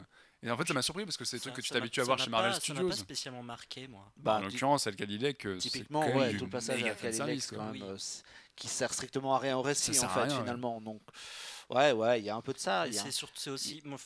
Si, parce que ça réécrit les personnages, ce passage. Donc. Bah, pas tellement. Pas tant que ça, il y a un peu de ça, mais je pense que voilà, Singer, c'est probablement son dernier, donc il avait envie de se faire plaisir. Et tu sens que le mec, il a fait ce qu'il avait envie. Alors moi, je trouve que tout ça fonctionne dans la première partie, est super. Il y a plein de personnages, c'est éparpillé et pourtant ça se tient. Ouais, après, t'as des petits problèmes de continuité sur son truc. Il y a des petits soucis de où il fait jour chez certains personnages et nuit en jour, même nuit, temps. et en même temps, t'as une scène qui est toujours la même depuis 40 minutes au même endroit, au même instant. Ouais, il y a des petits soucis dans le montage et la manière de raconter le truc, mais au global, quand tu prends le truc vu de loin et une fois que le premier acte est fini, puis ça se tient quand même sacrément, quoi. Moi, mon souci, c'est le méchant finalement. Oui, Apocalypse, il a les mêmes genres. Moi, ça m'a rappelé Superman Returns de Singer, où Luthor a des motivations qui sont complètement à la con. Le mec, il veut créer une île au milieu de l'océan, ça a aucun sens. Et là, en fait, Apocalypse, normalement, Apocalypse, c'est un mec, tu es censé sentir la menace. Il est censé menacer des gens. là, il détruit des bâtiments. Ok, il détruit des trucs emblématiques, genre l'opéra de Sydney qui vole en éclats et ce genre de conneries. D'ailleurs, ça c'est assez marrant parce qu'ils avaient vendu ça en mode on va faire une vraie menace globale, mondiale. En fait, il menace Sur deux rien. plans du monde et C'est basta. 2 bâtiments qui volent en éclats, 3 bâtiments qui volent en éclats. Et lui, il a le seul truc qu'il a en tête, c'est de se transférer. Parce qu'il faut expliquer, au début du film, on nous montre qu'Apocalypse vieillit et donc transfère son corps à chaque fois dans quelqu'un d'autre. Et la scène d'introduction, c'est un vieil Apocalypse qui se transfère dans Oscar Isaac. Et en fait, toute l'histoire, c'est qu'il va vouloir se transférer dans quelqu'un d'autre. Et du coup, voilà, la menace, c'est pas de la menace, ça. C'est un gars qui pense qu'à lui et c'est pas super intéressant. Mais est-ce que c'est pas un problème global qu'on a sur les films de super-héros maintenant, où les grandes menaces ne sont jamais vraiment menaçantes en fait? Ben, dans Days of Future Past, quand même, les sentinelles, elles étaient hyper menaçantes. Je sais pas si tu l'as vu ou. Oui, si, oui, je l'ai vu. Surtout que Mais, t'avais le côté dans le futur, etc. Vraiment dernier rempart de l'humanité qui était plus poussé. en fait, si tu veux comparer par rapport à Civil War ou un truc comme ça, on n'a jamais la. C'est là, mais on s'en fout un peu, quoi. Ouais, c'est particulier avec les X-Men parce qu'en fait, X-Men, ça a toujours été une franchise où on mettait d'abord en avant les problèmes des mutants entre eux. Ça a toujours été les mutants contre les mutants et les autres gens pas trop. Mais les X-Men, c'est aussi des super-héros. Et là, justement, c'est la première fois qu'ils avaient un méchant où il y avait une vraie possibilité de montrer des X-Men au service de la population. Et finalement, on reste dans ce petit milieu de mutants entre eux. C'est dommage, quoi. Et ce que j'ai trouvé très dommage aussi, c'est que le discours n'évolue absolument pas depuis le début. C'est limite, on régresse avec Mystique, qu'on voit à tout casser 5 minutes en bleu. Parce que Oui, le c'est reste, vrai. c'est Jennifer Lawrence qui est en Jennifer Lawrence. Ouais. Et je trouve que C'est c'est vaguement super expliqué, quand dommage. même. Oui, mais en fait, je trouve ça super dommage qu'on nous vend du mutant et fier depuis First Class. Ouais. Et Ouais, j'ai ouais. l'impression qu'au fur et à mesure des films, ça régresse et qu'au final, on assume, mais en fait, non, mais oui, mais non. Et j'ai l'impression que c'est super changeant. Et en fait, j'ai l'impression que sur le thème de la différence que Singer avait jusqu'ici très bien traité, même avec sa patte sur First Class, là, j'ai l'impression qu'il a plus rien à raconter dessus parce que Ouais, il a même fait le tour de la question. Ouais. tout ce qui est sur Cyclope, tout ce qui est sur Diablo, même Jean Grey, ça ne raconte absolument rien. Alors les jeunes acteurs sont très très bons. Ty Sheridan en Cyclope, Oui. Il est très bien. il est très très bien. Mais j'ai eu Même Sophie l'impression. Turner. Ouais. Elle est un Au peu, début du film, bof, mais après, un ça peu- va. Elle est un peu mono-expressive quand même. Ouais, mais bon, Jean Grey est peut-être non expressif dans la vie, tu sais.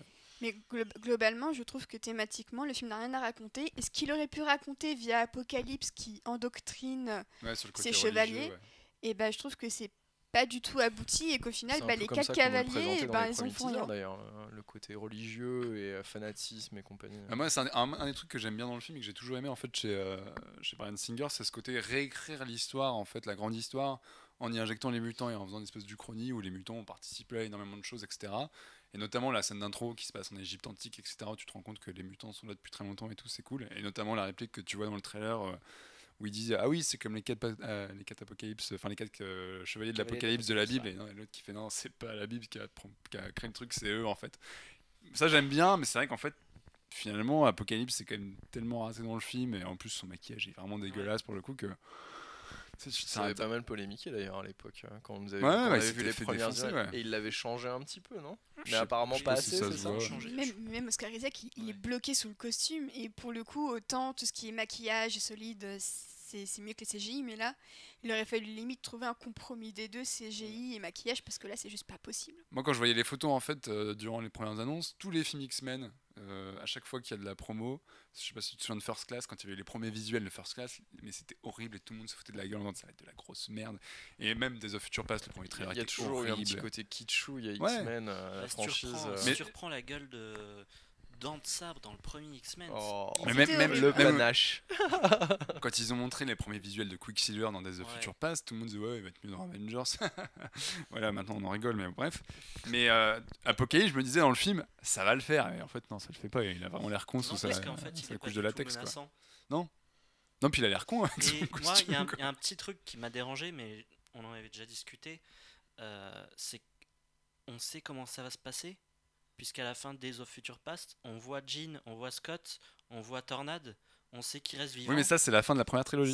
Et c'est C'est une, pas et c'est une censé autre être la timeline. Et il c'est pas la le même dit à timeline. la dernière scène de Normalement, Days of Future Past, Tu c'est peux filouter comme ça. Mais en fait, c'est une nouvelle timeline alternative. C'est ce qu'il dit à la fin de Days of Ah, Future ouais. Past, quand le dernier Ah, plan oui. sur McAvoy qui dit mais le futur n'est jamais écrit. Mm.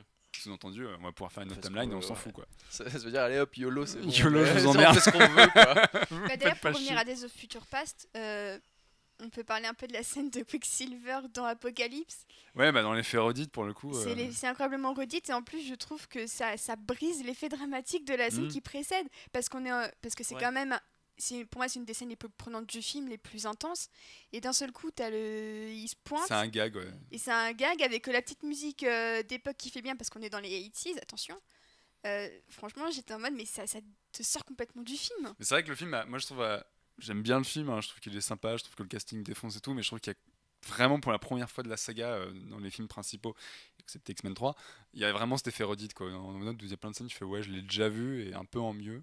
Alors je trouve pas le film du tout désagréable, hein, je trouve que c'est quand même du beau divertissement, il y a 2-3 trucs où t'en prends plein la gueule et où tu prends du plaisir, mais je trouve que par rapport à ce qu'on pouvait en attendre, par rapport surtout au précédent qui était quand même vraiment excellent, je trouve qu'il y a un peu l'effet déceptif quoi. Alors c'est pas mauvais, c'est pas je mets ça au-dessus d'un Marvel Studios aussi, En mais même je trouve temps, que c'est pas tu dis qu'on voit un peu toujours la même chose, mais excuse-moi, les Marvel Studios, Ah oui, non mais je dis toujours pas que la c'est même chose. C'est horrible depuis très longtemps, Marvel Studios. depuis Iron Man, depuis le deuxième, c'est le même schéma à chaque fois, à chaque film, c'est le même Oh, schéma. regarde Civil Sauf, War, les, quoi. sauf les Gardiens de la Galaxie, mais sauf les Gardiens de la Galaxie qui sort un peu du lot. Mais Civil War, typiquement, c'est l'exemple typique du film Marvel.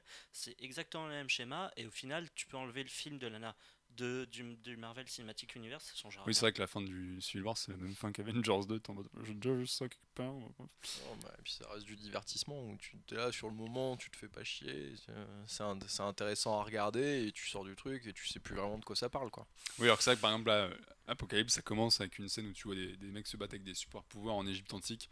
T'as jamais vu ça dans un film Marvel Studios et t'as cet aspect-là qui est toujours intéressant et ludique, mais je trouve que en fait c'est plutôt un truc narratif quoi. Où vraiment il y a des moments où tu dis ouais j'ai Oui, déjà vu c'est cette des scène-là. problèmes- C'est des problèmes d'écriture. Le film a des vrais problèmes d'écriture, mais après, je trouve que quand même, ça reste quand même vachement au-dessus de l'eau. C'est un blockbuster qui a de l'ambition. Enfin, c'est hyper ambitieux. C'est ambitieux mais je trouve que le symbolisme est tellement forcé à des moments. T'as l'impression qu'il te surligne ça au feutre fluo. Le En petit fait, ce qui est panneau drôle, c'est quoi, là lumineux qui C'est clignote ouf. comme ça. C'est Ouais, que ça clignote. c'est plus fin comme Oui. ça l'était.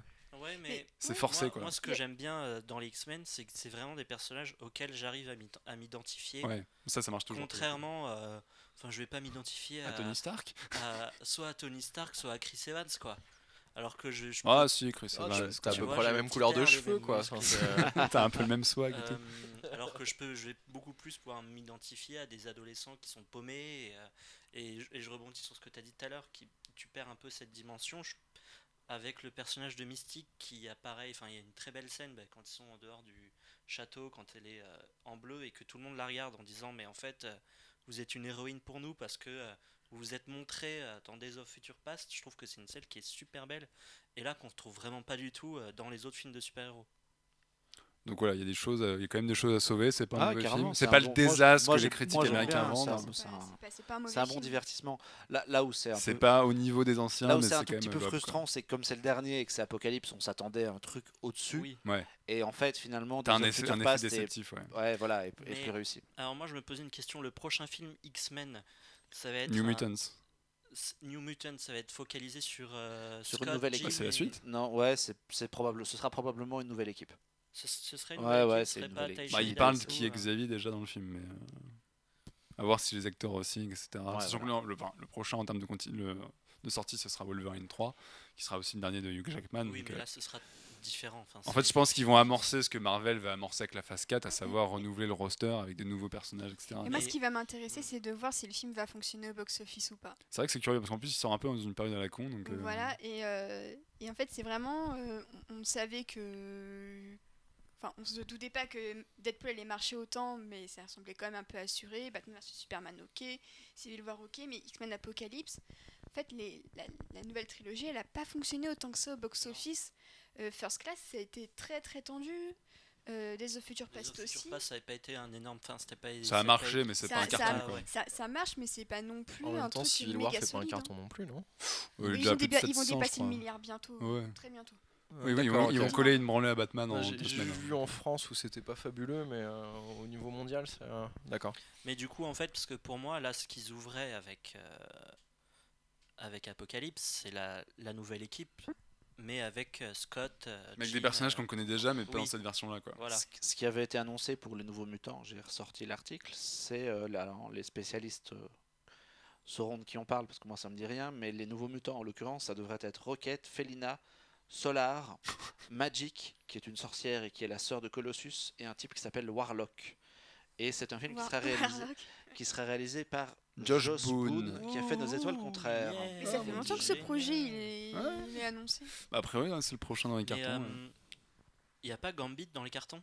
Et oui, c'est vrai qu'il y a un film Gambit Oui, mais avec le Channing tournage a Tatum. été décalé d'ailleurs. Le tournage a été Shining. repoussé Toujours avec Taylor Kitsch. Non, avec Non, Channing Tatum. Channing. Ah. Shining. D'ailleurs, Tatum avait fait de la grosse promo au Comic Con l'été dernier. Ouais, il ils était étaient tous apparu sur venus, scène, genre, regardez, Avec les acteurs des c'est 4 moi, Fantastiques. voilà, c'est moi votre nouveau pote. Et puis finalement, entre les acteurs des 4 Fantastiques qui se sont pris au four et lui dont le tournage est repoussé, c'est pas gagné quoi. D'ailleurs, Michael B. Jordan, ça y est, il s'est barré chez Marvel Bah, Studios pour je Black suis- je suis un peu Panther. triste d'ailleurs, parce que j'aurais bien aimé revoir une nouvelle version des 4 Fantastiques avec le même cast. Mais bon, C'est vrai. Mais En version bon film. C'est vrai Oui, que le cast ça était peut pas être dégueu. intéressant. j'aime bien le premier. Mais donc voilà, donc c'est une petite déception, mais allez-y quand même parce que c'est sympathique. Parce que c'est, toute proportion gardée, c'est quand même vachement au-dessus de l'eau de tous les trucs de Et il y a des, super-héros qu'on ouais, il y pu a voir des cette année, belles hein. scènes dedans. Ouais. Et il y a Michael Fassbender. Oh, super point de transition pour la Ah, suite. bravo, Transition, bien oui, joué. bien Oh joué. la vache, Alors, putain, mais bien. bon, je suis On n'a vraiment pas, excellent. on n'a pas trouvé de point commun entre X-Men et Marseille. C'est un petit peu décevant. Mais Marseille, c'est pas un petit peu, c'est beaucoup décevant. Voilà, on l'a. Mais donc oui, Michael Fassbender joue Magneto, mais... Attends, moi j'ai un lien. Hein. Ah, bah, vas-y. Entre Magneto et Xavier, qui étaient potes et que finalement ils sont plus potes, ils se trahissent, machin compagnie, on est sur du Magimel de Pardieu quand même. Hein. Magimel, ouais, effectivement, il y a un À la peu de différence ça, que ouais. c'est pas la mairie de Marseille, mais c'est la Terre. Voilà. Ok. Voilà. Et Ça la marche, maison ça des fonctionne, mutants. j'achète. Voilà. Donc, voilà. Et donc Michael Fassbender. Michael Fassbender, à propos d'attente et peut-être de déception ou pas, on va parler un petit peu actu pour finir ce podcast, puisque cette semaine est sorti le trailer, tant attendu ou pas, j'en sais rien, de Assassin's Creed, l'adaptation des fameux jeux vidéo, donc avec Michael Fassbender et Marion Cotillard au casting, et Justin Kurzel, si je dis pas de conneries à la réal. Et Jeremy Irons. Ah oui, il est dans le film, ok. Je savais Ouais, pas. Ouais. on le voit dans le trailer. Ouais, Jeremy Irons chez Abstergo. Mais ouais, Justin Kurzel à la Ah oui, réalisation. exact, oui. Bon, il va encore jouer un rôle comme dans Batman vs Superman, ça va être super. Donc oui, grand trailer, fameux machin, du deuxième film cette année adapté d'un jeu vidéo. Alors la question que tout le monde se pose, c'est est-ce qu'enfin la malédiction va être... à propos des adaptations de jeux vidéo va être cassée, est-ce qu'enfin on va avoir des bons films? On le saura déjà un petit peu à la fin du mois avec Warcraft. Mais voilà, c'était pour savoir qui a joué autour de cette table à Assassin's Creed? Moi, N'importe tous, lequel. je les ai tous finis. Très rapidement sur le premier, moi. Voilà, donc déjà ça montre le succès quand même de cette franchise qui a touché beaucoup de gens. Et qu'est-ce que vous avez pensé de ce bien beau trailer monté sur du Kanye West? Bah moi j'ai Kanye bien West. kiffé, mais après je suis un fanboy de la série, j'ai joué à tous les jeux, j'ai retrouvé tous les éléments et c'est du fanservice à mort ce trailer. Du coup moi j'étais totalement dans mon élément et je fais waouh c'est trop bien, je veux voir ça en vrai et tout. Donc t'as kiffé Kanye West? Ouais carrément. J'ai même pas non j'ai pas kiffé Kanye West. J'étais prêt à accepter cette horrible musique. Mais il y a eu un trailer qui a été remonté avec la musique Woodkid, du ouais. jeu vidéo. Avec la musique de Woodkid qui a servi Et, pour pour le le trailer trailer de de Révélation. Mais non, moi j'y crois. J'ai vraiment envie d'y croire. Il paraît, j'ai pas vu Macbeth. On m'a dit que c'était C'est bien Macbeth. plutôt bien. Il y a des trucs assez canons visuellement dans Macbeth. J'ai pas vu son premier film, c'est quoi? C'est les Crimes de Snowtown? Ouais. Quelqu'un l'a vu? Non. Ok, Non. on pourra pas dire si c'est même pas ce qui paraît que c'est très bien. Mais J'ai vraiment envie d'y croire. Si vous voyez le tu regard vois, désespéré d'Alex. déjà, faut dire ce qu'il y a. Le trailer, il a quand même plus de gueule que le trailer de Prince of Persia. Oui, enfin bon, si tu Oui, parles de la ça peste et va, le choléra, ouais, c'est un il peu a le aussi même plus genre, de hein, gueule que finalement, le trailer de Mario Bros. Hein, et il a si aussi tu veux, plus ça va. plus de gueule que le trailer de Marseille. Donc je sais on l'a, c'est bon. Mais non, en plus, c'est pas des branquignoles qui sont derrière la caméra, qui sont devant la caméra. Bah après, la question c'est Moi, quelle est la marge de manœuvre qu'ils vont avoir? Parce Moi, qu'on sait que pour Warcraft, Sam Raimi devait réaliser le film, et il se serait barré parce que Blizzard contrôlait le truc à fond, et en gros, fallait faire le jeu à la lettre. A priori, quand on voit le trailer, c'est ça. et que en fait voilà, en gros il était technicien, il faisait pas ce qu'il voulait, et du coup le réal de Warcraft, Duncan Jones, c'est un gros fanboy de Warcraft, donc c'est passé. Et sur Assassin's Creed, il y a des rumeurs comme quoi chez Ubisoft ce serait un peu le même délire. Et bon, soi-disant, ils ont ils vendent ça en mode c'est Michael Fassbender qui a voulu faire le film, on l'a laissé choisir qui il voulait pour le faire, etc. Et soi-disant en coulisses, c'est un peu plus compliqué que ça. Donc est-ce qu'ils vont avoir la marge de manœuvre suffisante pour faire un film? Parce que moi, le trailer, je le trouve rigolo, mais j'ai juste l'impression de voir une cinématique en live de Assassin's Creed en fait. Moi, mon vrai problème, c'est qu'ils refoulent ces parties d'Animus. D'Abstergo. Donc dans le jeu, c'était déjà super chiant. Alors dans le film, en plus, il y a Marion Cotillard, c'était vraiment pas du rêve, quoi. Est-ce qu'elle va mourir mal dans ce film? Mais non, j'ai vraiment envie d'y croire. J'essaye de réfléchir à des bonnes adaptations de jeux vidéo. Ça n'existe pas. Ça n'existe pas. Silent Hill, je l'ai pas vu, mais Mais il est c'est pas mal. très bons échos. C'est pas ouf. Non, mais après, pour Ubisoft, il y a un investissement parce que c'est souvent. Ces adaptations, c'est souvent les studios qui récupèrent des franchises et qui en font un peu des trucs à leur sauce. Là, ils produisent, on est d'accord. Là, ils ont monté une boîte. C'est Ubisoft Studio qui a été monté. Et il y a des projets derrière. Donc, notamment pour eux, ils Splinter Cell, n'ont pas intérêt à se planter. Mais du coup, comme tu dis, moi, je pense que c'est sûr qu'il y a des mecs qui contrôlent le projet et qui leur disent non, ça c'est comme ça, c'est machin. La différence avec Warcraft, c'est que Warcraft c'est basé sur les personnages du jeu et l'adaptation du jeu. Là, c'est une nouvelle histoire, donc c'est toujours Abstergo et ça va ressembler au précédent. Oui, notamment la période historique, c'est l'Inquisition espagnole qu'on n'a jamais eu dans les films. Là, c'est l'Inquisition espagnole, c'est pas Desmond, Michael Fassbender. Michael Fassbender. Vous n'avez pas entendu, mais c'est David qui tripe tout seul. J'en perds. Voilà, Michael Fassbender, c'est pas Desmond, c'est un autre personnage, donc il y a des choses un petit peu. Il devrait avoir une liberté de manœuvre légère parce que c'est différent et parce que justement c'est pas une adaptation littérale. C'est pas une adaptation littérale. Par contre, ça va être contrôlé parce qu'il y a du fanservice à caler dedans. Le trailer, c'est ça. Hein. Il doit grimper à des tours et se jeter dans des bottes de foin. Saut, ouais. Il doit, tu vois, il y a un animus chiant. Il y a tous ces trucs-là, et peut-être si Ubisoft le pense à la Marvel, ils vont chercher sans doute une connexion à l'univers du vidéoludique. Donc du coup, il faut que ça se tienne. Donc du coup, il y aura forcément des mecs derrière, un peu en mode chiant. Parce qu'il y a des théories sur le net comme quoi, en fin de compte, ce film-là sera un nouveau chapitre en fait dans la saga Assassin's Creed globale, et qu'en fait, voilà, c'est un truc qu'on pourra rajouter à l'histoire des jeux, quoi. C'est ça, c'est l'idée. Du coup, ça devient un espèce de pas cinématique univers, mais un espèce multimédia de univers. Multimédia univers, jeux vidéo, ciné, où tout se mélange. Comme les Wachowski sur Matrix. J'ai fait le point Matrix de ce podcast. Par contre, moi, je suis pas du tout un grand fan d'Assassin's Creed. J'ai joué, j'ai regardé un peu mon meilleur pote jouer quand j'étais en coloc avec lui. J'ai fait le premier niveau un petit peu et j'aime pas les jeux de plateforme, donc fatalement ça m'a pas. C'était pas vraiment ma cam, quoi. Et je suis complètement détaché de ce truc-là. J'aime bien l'univers parce que je le trouve classe, les artworks, les trucs comme ça, c'est toujours très bien fait. Par contre, en regardant la bande-annonce, moi ça m'a absolument pas donné envie de voir le film. Parce qu'en fait, la bande-annonce, si tu connais pas l'histoire, elle raconte rien.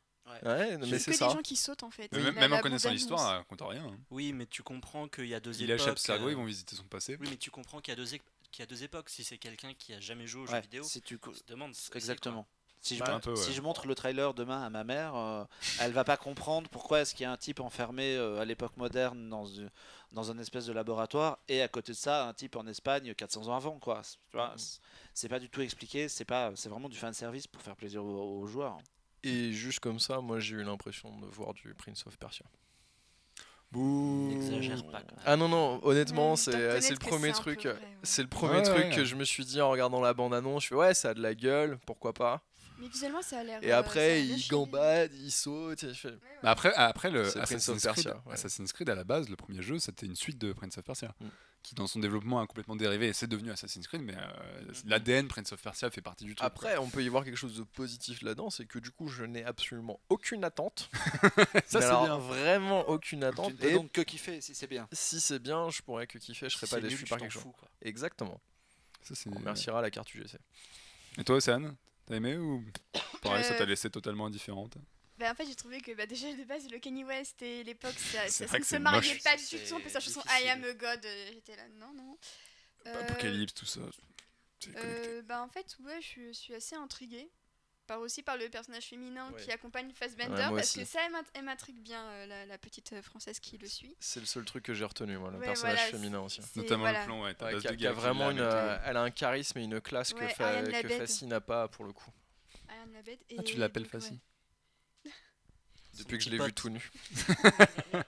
Donc curiosité, mais voilà, c'est pas non plus, je suis pas hypée, mais je suis pas non plus super défaitiste. Je suis neutre.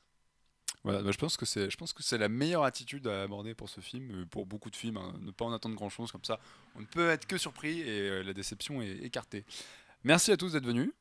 Mais merci. à toi. Merci. On vous rappelle que j'essaie de recaser le truc dans le bon sens, que UpBuddy nous a fourni des bières et que c'est vachement bien, donc on vous rappelle upbuddy.com. Elles étaient bonnes. C'était hein. très bonne, ouais. .fr, .fr, pardon, .fr. Qui Donc livre si des vous voulez bières livrer des bières chez en vous, 2 heures fraîches. voilà, donc Paris, appelez Intramuros. UpBuddy, faites-vous livrer des bières et écoutez ce podcast. Mais bon, je dis En ça à la fin buvant du les bières podcast, en donc ça n'a question. aucun sens. Recommencer, réécoutez-le, c'est super. On rappelle que David, tu es, je sais plus sur quel site tu es, j'ai vraiment l'air con à ce coup. Chez Focus on Animation. Un site Av- sur l'animation. Avant, Exactement. avant, il avait Ciné l'autre. Oui. Ça, c'était Ah oui, quand même voilà, vachement mais moi bien. j'étais Ah resté bon. coincé sur Cinéloot. Mais non, ça s'est arrêté et maintenant je suis entièrement chez Focus. Ça c'est beau. Et Marc, Océane, Alex, on vous retrouve avec moi sur cloneweb.net. Ce podcast est totalement corporate. Absolument. Et voilà, donc on vous souhaite une bonne dégustation. On vous dit à très vite pour un nouveau podcast. Et d'ici là, bonne bière et à très vite. Ciao. Salut. Salut.